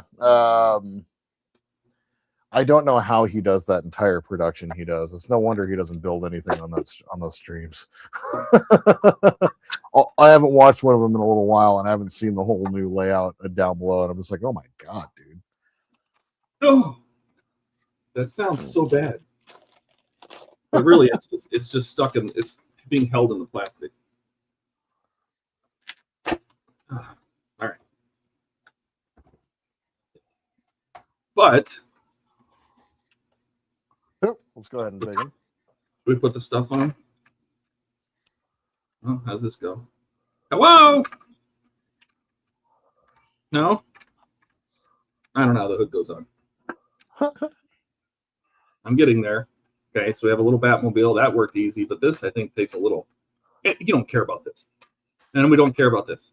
We want to see inside. But inside, look at that. Same thing. V12 engine. With some kind of supercharger and a turbine, right? Same. It looks almost. It's the same thing, just in physical form as those diagrams. Double coiled suspension down here, except double coiled suspension. It's got some kind of things down to the what I thought those were headlights. These things, the little diesel guys. Yeah. It's like a giant Ram charger in the front. Yeah, and then the back, just like I thought, these are actually intakes on the sides. Yeah. That go into this, the afterburner engine, which I'm going to reverse for me. So that's what Fanhome did. We get to build all that. I hope so. And everybody's complaining, we're wasting all this time on things that you're going to cover up. I don't think so. I think the Fanhome is going to open just like this. I hope so. We know for a fact that this part, right? We know this part opens. This is going to slide forward. And we know that the trunk part, this part from the louver's back, this part comes off the model. We know that for a fact already. Oh, there's the Yeah. Oh, The rear trunk, the rear hood. Dude, that is badass. you know. Oh, And so that's why I wanted to get this. It has the turbine or the rotator thing. It's got if you look really closely next to the guns, because this is a mix. There's the disc launchers down here. Right here. yeah. There's trying to get that. That's the disc launchers. Cool. So, yeah, I think they're being accurate. You know, That's amazing. And the quality of the parts, once again, just reminds me a lot of Vader and like just the overall just better quality of the build. And if they're gonna do that, like, I mean, that I couldn't be happier with them actually like focusing on quality. wow, there's glue all over this model. Uh-oh. Look at all this. There's I don't know if you guys can see this, but look, that is all glue. Oh my god. Yeah, somebody spilled glue all over this. Oh my god. And I think I don't remember how much I paid for it, but it was too much. Oh no. Yeah, it's got something on it, and that does not come off. Oh no. But you know, they have a Batmobile. Very cool. I really do hope that we're able to. That's what we're going to get with the Batmobile. Like seriously, that would be amazing. All right, let's peel off this last little bit. We'll see how my brush off worked here at the end. I read no chat. Let me see. Oh no, I did wind up getting a hard line. Sorry, I can help myself too. Todd, yep, I was on camera. So Todd, you see the little Cessna that landed on the car in Florida going on the freeway? I did see that, yeah. Oh my god. It about crushed that car too. But when you don't have any power, you're coming down, and that's the one. There's no choice. You can't go back up. Yeah.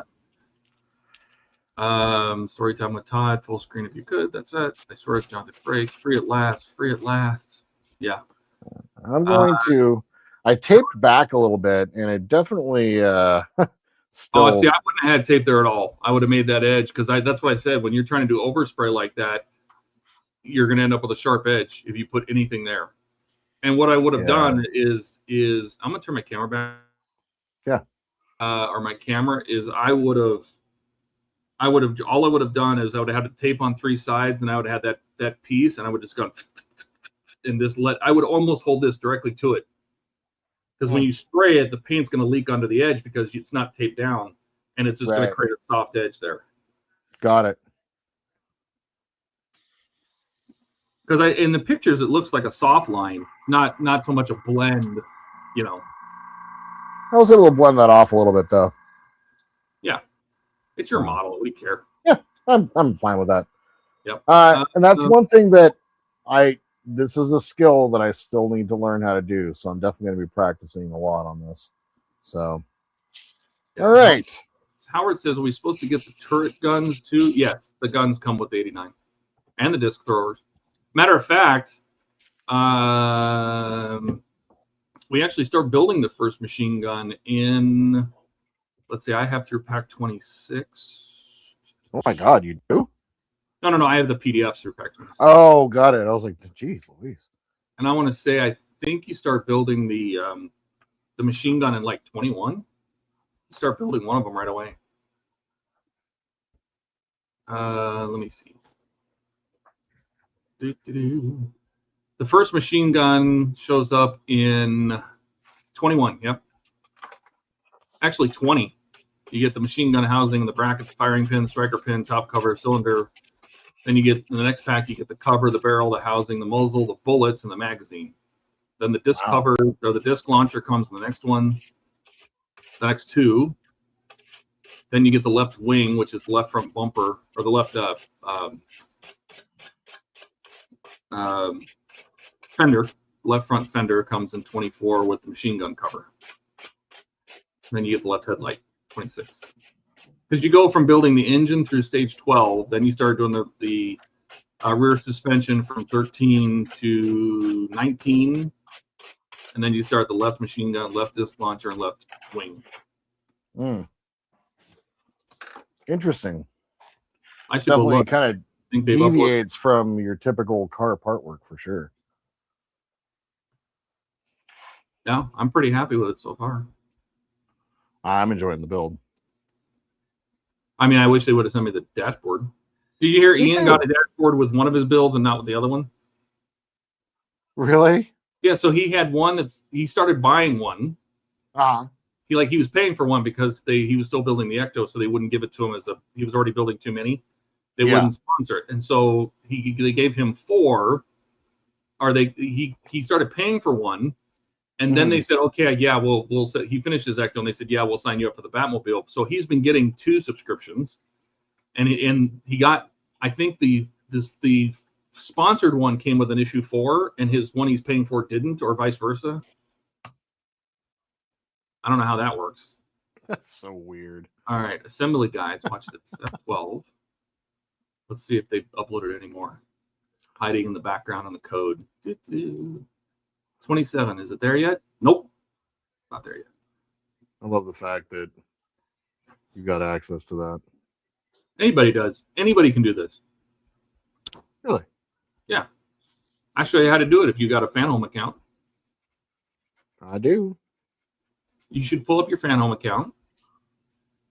I'll show you. Do you have a way to share your screen? I'll show everybody how to do it. Yeah, hold on. If you have a subscription, you know, because if you go to the assembly guides page, it'll just show you only the ones you've received. And it actually, let's say you have pack 2 of the Batmobile coming, and it's not delivered yet. It still doesn't show up, which is stupid. My address is going to be up here, but whatever. No, just go to just load your subscription page and then go to assembly guides. You don't have to show your subscription, the actual subscription. There you go. Got just it. go to There assembly guides and then you can share it. Because then you can jump between all your builds and it'll stay on assembly guides.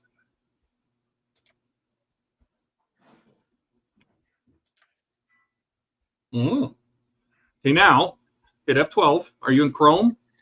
Yep. Because you want the dev tools that come with Chrome. F12 brings up the dev screen. You're gonna have to share that one. Probably as a different window. It is in a different window, so hold on. How do I move that? Or just add Just another share that screen? window instead. You really don't need the Fanhome one anymore. Got it. So I am going to hold on. Remove. And then present. Hold on, no. What's happening here? Why is that happening? Remove, stop screen. There we are. Share screen. Window. The dev tools are magical. You can do all sorts of stuff in here. You can use the dev tools to rewrite the page. Like I can load up the Fanhome page and make it say Todd is the best in the world, and it'll look just like the Fanhome page. Okay. So how do I make this? Oh, you should make your dev tools pop out. You can pop it out of there. I can pop it out of there. Instead of side by side, because you got to have it's going to be on whatever window's active. Got it. You can pop them out instead of the side by side. It's in the dock. So open the dev tools and little three dots in the upper right of the dev tools. Okay. It'll say dock and just undock it. That'll pop it to its own window. Got it. Then you can share that one. Got it. I did not know how to do that. That's awesome. Yeah, I'm showing you how. You're learning. I am learning. Oh, hey, look who's here. What are we popping out now? I'll show you. It's the final. All right. So this one is. Yeah. So make sure, because this is what you want to go up to is up the top where it says console. Yes. And then you want to make sure that this is always going to show whatever thing is most recently linked. Okay. Okay. So go back to your Fanhome page and just reload it. Go over to my Fanhome page and reload the dev Just tool. reload the page. That way, I see. It'll update the Got it. console with whatever page you're on. Got it. Now it's hard to see because you don't have you're not showing the little thing on the left. There should be a menu on the left, but I can't see it. Oh, it's right there underneath that, the button below it. Click that. There you go. Click verbose. Yeah. Okay. Now you have to. Oh, because you know why? Because are you running StreamYards in Firefox? No, I'm in StreamYards and Are you just in another tab? I'm in another tab, yeah. Yeah, so click back to Fanhome, the Fanhome tab, and reload it. Because what you're looking for is the console messages. Right. All the stuff that happens behind the scenes. So I just reloaded that tab and it didn't look like anything happened.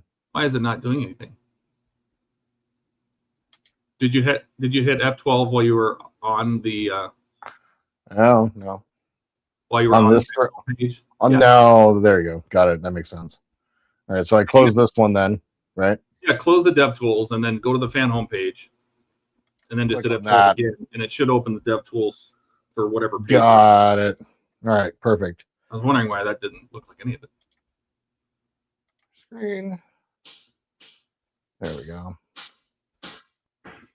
She had a million. Their page is so chatty and so leaky. There you go. Now go to the very bottom. You see where it says PAX CMS variant infos. The very last message. Expand the object. Now scroll down. There's every issue right there. Oh my God. Expand issue 14. Just grab a number. Anything above 26 so you can see what I'm showing you. Just double click on it or click the arrow. Grab like anything past 26, you said? No, anything before. Because after 26 they don't have. So you expand on it. See where it says magazine? Expand that. There's the source. Copy that link, download the PDF. Copy property path or Source, where it says source right there. Magazine source, HTTP CDN D'Agostini, because that's their content delivery network. So you can double click on that, and it should highlight that whole. I'm not triple click. There you go. Copy that. Put it in a browser window. You might have to remove the quotes. But you just take that link, put it in a browser window, remove the quotes, and hit enter. And you'll have issue 14 of the PDFs, regardless of what your portal shows. No, hold on. I wasn't able to copy that correctly. Yeah, don't even, Eric, don't even get me started on how messy this is. They preload everything. Everything. When you load the Fanhome page, it loads everything in the background. Whether it's showing it or not is different. That's why their website is just trash. But it lets me grab the PDFs that I can't see yet. Oh, so you take, and I got it. Yeah, just take that link for the source link, and then drop off the. Copy that into a new tab. Take off the quotes, and load it. Hit enter. Yeah. And now you can read stage 14. You can do that for any build you have. If you go back to Fanhome, you pull the dev tools back up again. If you go to Fanhome and change to another build you have, like the DeLorean, just have it on your account. Change to the DeLorean, it's going to reload a bunch of junk in that console, and the bottom line is again going to be PAX CMS variant info. Expand that, you can download all the DeLorean issues. I would download them all, and there you go. There's PAX 14. Or there's issue 14, the whole thing. Yeah, these are like PDFs are huge too, by the way. Oh yeah, and this is how I grab them all. But I'm not subscribed to everything, right? So if people are on Fanhome and they let's say you're subscribed to the 66 or you're subscribed to the Megazord or whatever, right? You can the exact same thing this works the exact same way, right? So you can look ahead. And sometimes if you go past it, the magazine will just say null if there's no magazine uploaded yet. Okay. Alex says you can get a sneak peek into future packs. That's exactly how I did it. I downloaded through pack 26 or issue 26 of the Batmobile already. So now you look at stuff. Nobody even has this yet. And that's how you sent it to me. Yeah. So I downloaded them all, and I just throw them in Dropbox in a folder and shared that folder with you. Same thing.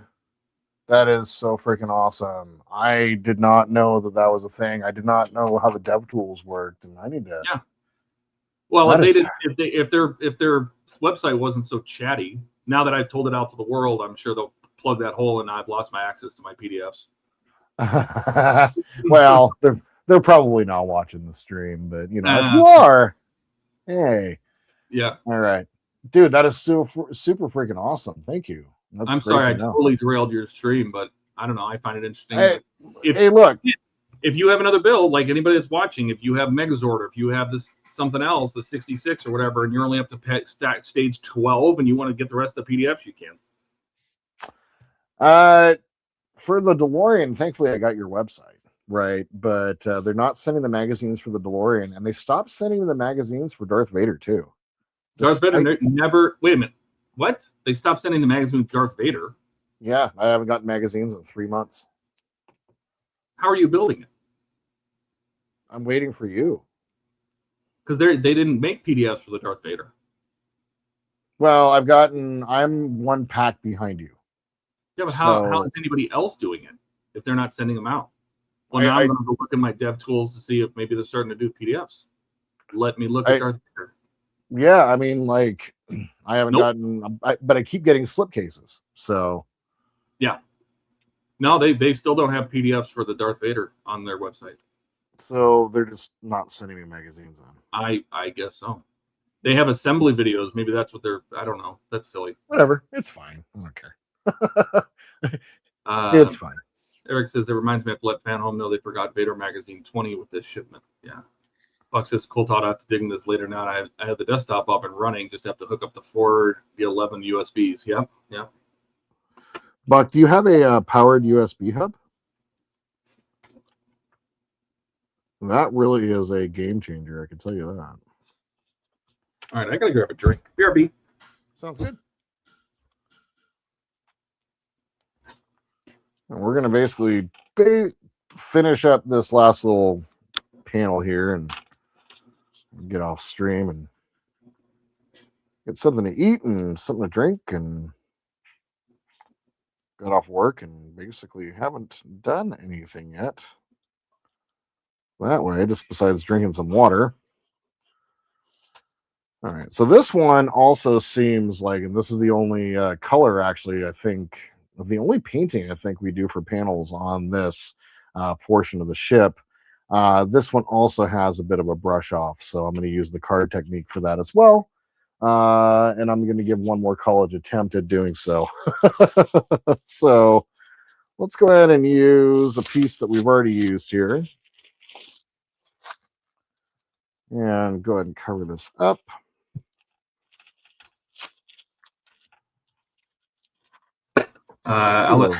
Did you see that thing from Buck? He just said that I do it. It wasn't enough to power the items, but it's good enough for the desktop.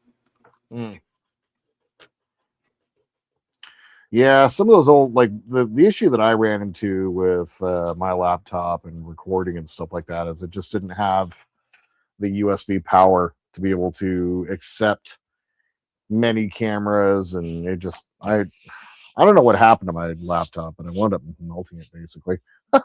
So usually the motherboard can only do like 500 milliamp. Yep, and that's the thing. So I mean, what happened? I think what happened to the laptop was I wound up, it just kept overheating. And I think it was the same issue that Buck was having, matter of fact. So, but yeah. All right, so we're gonna go ahead and cut out our next little thing here. Buck says it may eventually buy a generic docking station. And then he says, old, he says, the laptop was bought brand new in February. I think he means his laptop. Yeah, I'm talking about mine.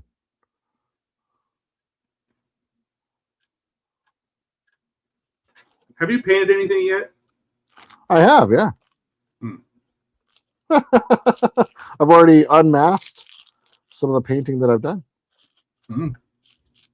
I will show it back. I'll bring it back on screen here after we finish doing this section here. This one also has kind of an end that doesn't have an end, so to say. So over here, basically, there's not a tape off line. It just kind of goes off into nothing. And so I'm going to attempt to do that again. And I'm going to ask for your instruction when we do this. So go ahead and retape along the outside here.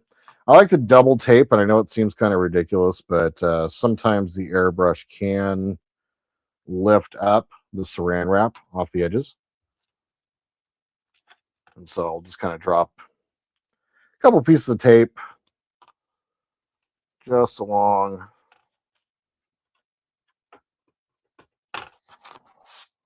where I cut the saran wrap off of. And all we'll have after this for this color next time, I'll get into painting this a little bit more quickly next time. And I'll probably have my first lines taped off and ready to go so that we can quickly get into it. So you're not going to do much of this tape work here in the beginning. I don't even know what I was saying. I just kind of got myself off track, as one does. But, oh yeah, so next time we'll finish up the rest of this light color gray, and then we'll move on to the next level of the darker gray. My God, it's starting to smell good in this house. I don't know what she's cooking, but oh my God. Buck says he had a cooler under his laptop. He still has Andrea's 15-year-old laptop. The battery about 5 years ago, and it's slower than getting Dawn to do lights. All right, so when doing the brush off technique, you said basically just kind of rest it up against wherever you want the edge, whatever the soft edge should be, just hold it to the surface. It's going to spray under the surface. Got it. Makes total sense. Or just hold it just slightly above the surface. So you just want to let a little paint go underneath, so it doesn't create a super sharp edge. Okay. Or you can hold it flat and then paint from above, and it'll just spray underneath it automatically. The paper, I mean.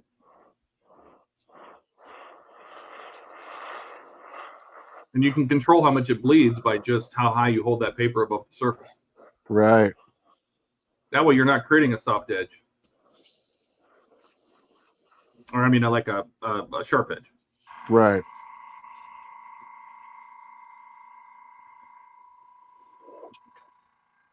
That's much better. Yeah, that turned out great. Cool. Nice and easy. Thank you.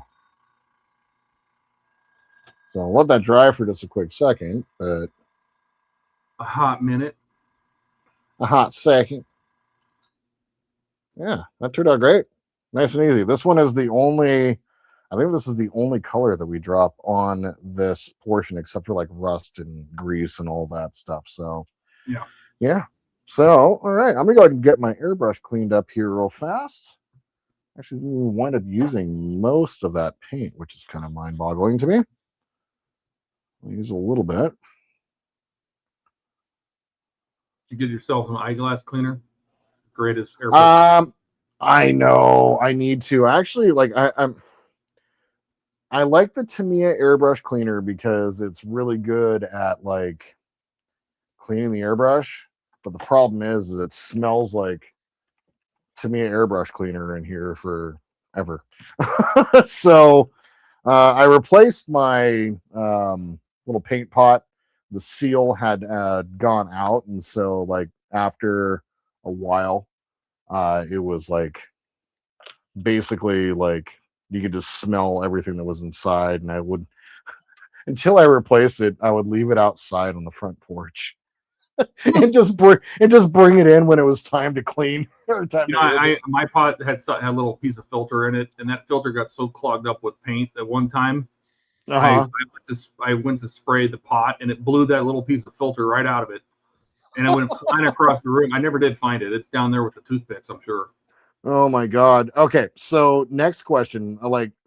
So what's the time frame for obviously the main part is goes quick, but for what's the kind of time frame for moving into the new place? Oh yeah, they're saying at least the end of March. End of March. Okay. They're going really fast though, so yeah. It might be the end of March, early April. Yeah. So it'll still be not too hot here, thank God. Right. And we're gonna let it overlap by like a week. So we'll like her telling her apartments, we'll tell them that she'll be out a week after we take clothes. That way it gives us a week to move. Right. So the next question is, when do you start packing? Oh God. Probably 30 days prior. Oh God, dude. Yeah, it's gonna be rough with all the Legos and the models, right? So yeah, I'll hire a moving company to take the big stuff, and I'll have to swing by her apartment and grab her stuff too. So it'll be like stop here, then pick up her stuff, and then drop everything off at the house. Yeah, but the same thing. You know, I'm probably gonna have to drive all of the models manually myself. Yep, one at a time. And I might borrow Aaron. Aaron's got a Tahoe, so I might borrow his Tahoe just to hold more. Yeah. You know, like if maybe she can drive that, and I'm going to load up a bunch of as many as I can, just like in front seat, back seat, lay the seats down, whatever I can do, and try to drive carefully and move as many things as I can, because I don't think if you pack stuff, I have so many models that have little tiny pieces on them. If you try to pack them anything, the parts are going to come off. Yeah. So it's basically just hope for the best and don't get in an accident. So. Yeah, when I moved the Razor Crest from over here to over there, a couple of bits fell off and I almost dropped it, and it was a brown pants moment for sure. Well, that's I have the same thing. All right, I have that Razor Crest, but I also have the huge Millennium Falcon. You know. Yep. And I have the Big Ben. I have the huge Star Destroyer. I have.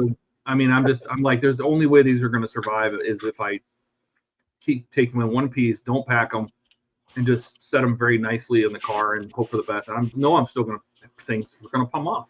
You know, it's just the way. Yeah. Yep. That's why I've been scared to move. Yeah. And how long have you lived in your place? 10 years. Oh wow, long time. Yeah, that's a lot of rent going nothing for me. Yeah. No, it's awesome, man. It's nothing's better than being able to buy your own place. Super excited for you. Yeah, and I was gonna hire a company to come in and build out like a whole shelving desk system at the lab. Yeah. I mean, I can put shelves, like she likes the invisible shelves. Those. So do I. I don't know what they're called. They have a name. It's escaping me right now. Floating shelves. Floating shelves, yes. Yeah. They don't have, you mount this big, huge bracket to the studs, and the shelf slides onto it. Yeah. So there's no arms underneath. So I was gonna do stuff like that. For the upstairs loft, all around the windows and the walls for the Lego. Mm-hmm. The loft's gonna have all the Lego in it, and downstairs will be models only. Nice. Yeah, that's great. Eric says, to me, airbrush cleaner, I bet it smells like Ian's bathroom. I think it smells better than Ian's bathroom. It just, Tamiya airbrush cleaner is a lighter version of Tamiya extra thin. It's pretty strong. Blue. Yeah, I mean, it's strong, man. It does its job. Let me tell you, it does its job. So, all right, let's go ahead and peel off a little bit of this stuff here. We'll expose some paint, kind of review what I've done, and then I'm gonna go eat some food. I'm starving. So let's get this off. Oh, I'm happy with how that turned out. Very happy.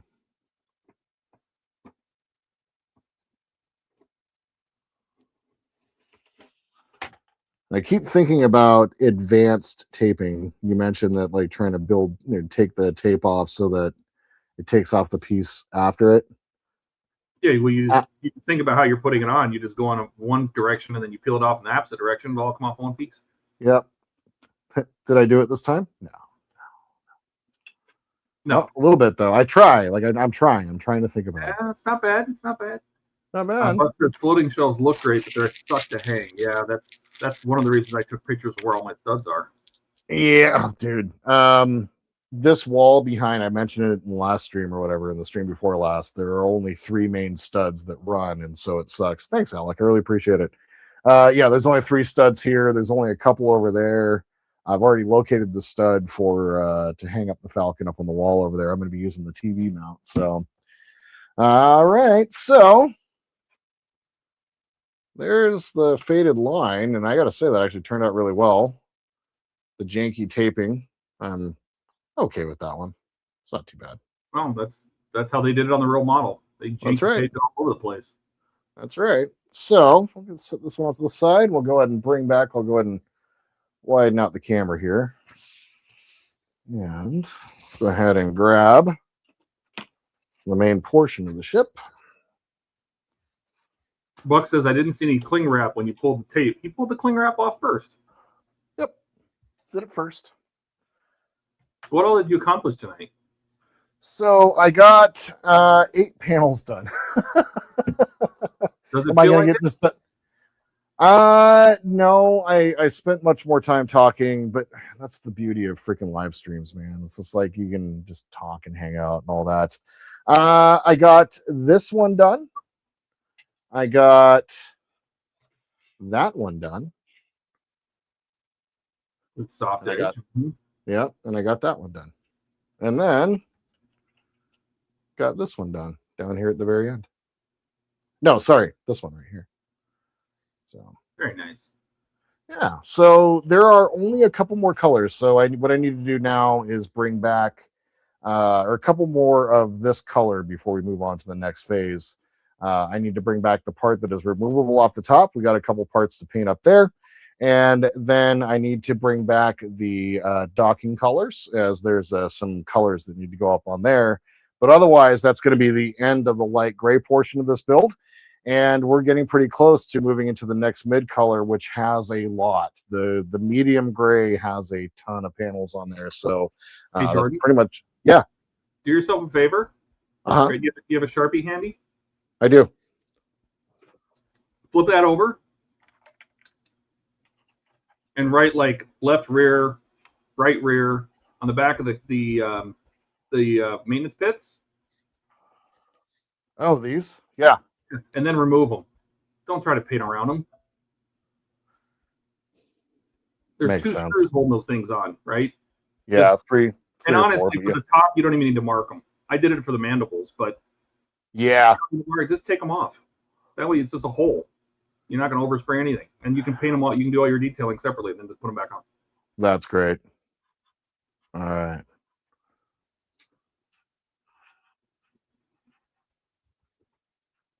That way, you can fully detail them without any paint going on your model. I love it. Yeah, that's fantastic. Thank you. Great tip.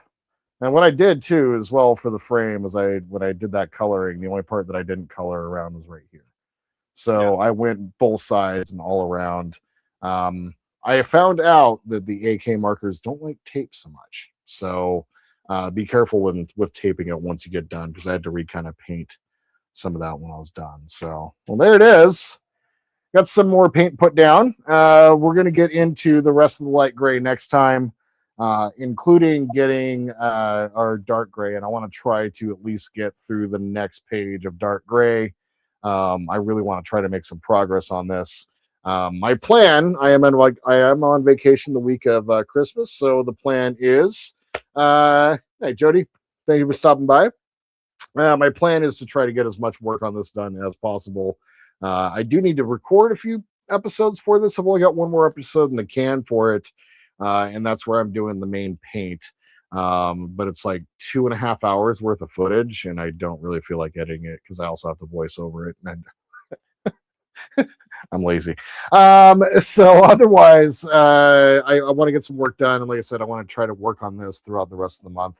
If next Thursday or the Wednesday after that, so the week of Christmas, I am going to do a Christmas Eve, or no, probably a Tuesday live stream in the early afternoon, because we're heading out of town on Christmas Eve. So, but the week after that, like if I'm feeling like doing the Falcon,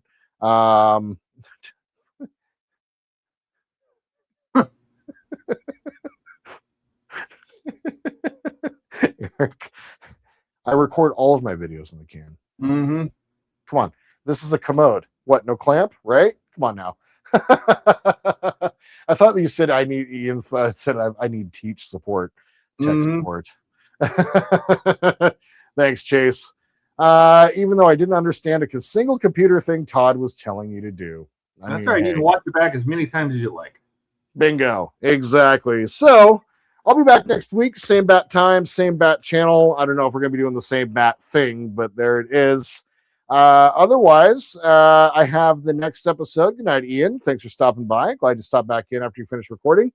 What I got coming up tomorrow is going to be the episode where I build the deflector dish mod for the Enterprise.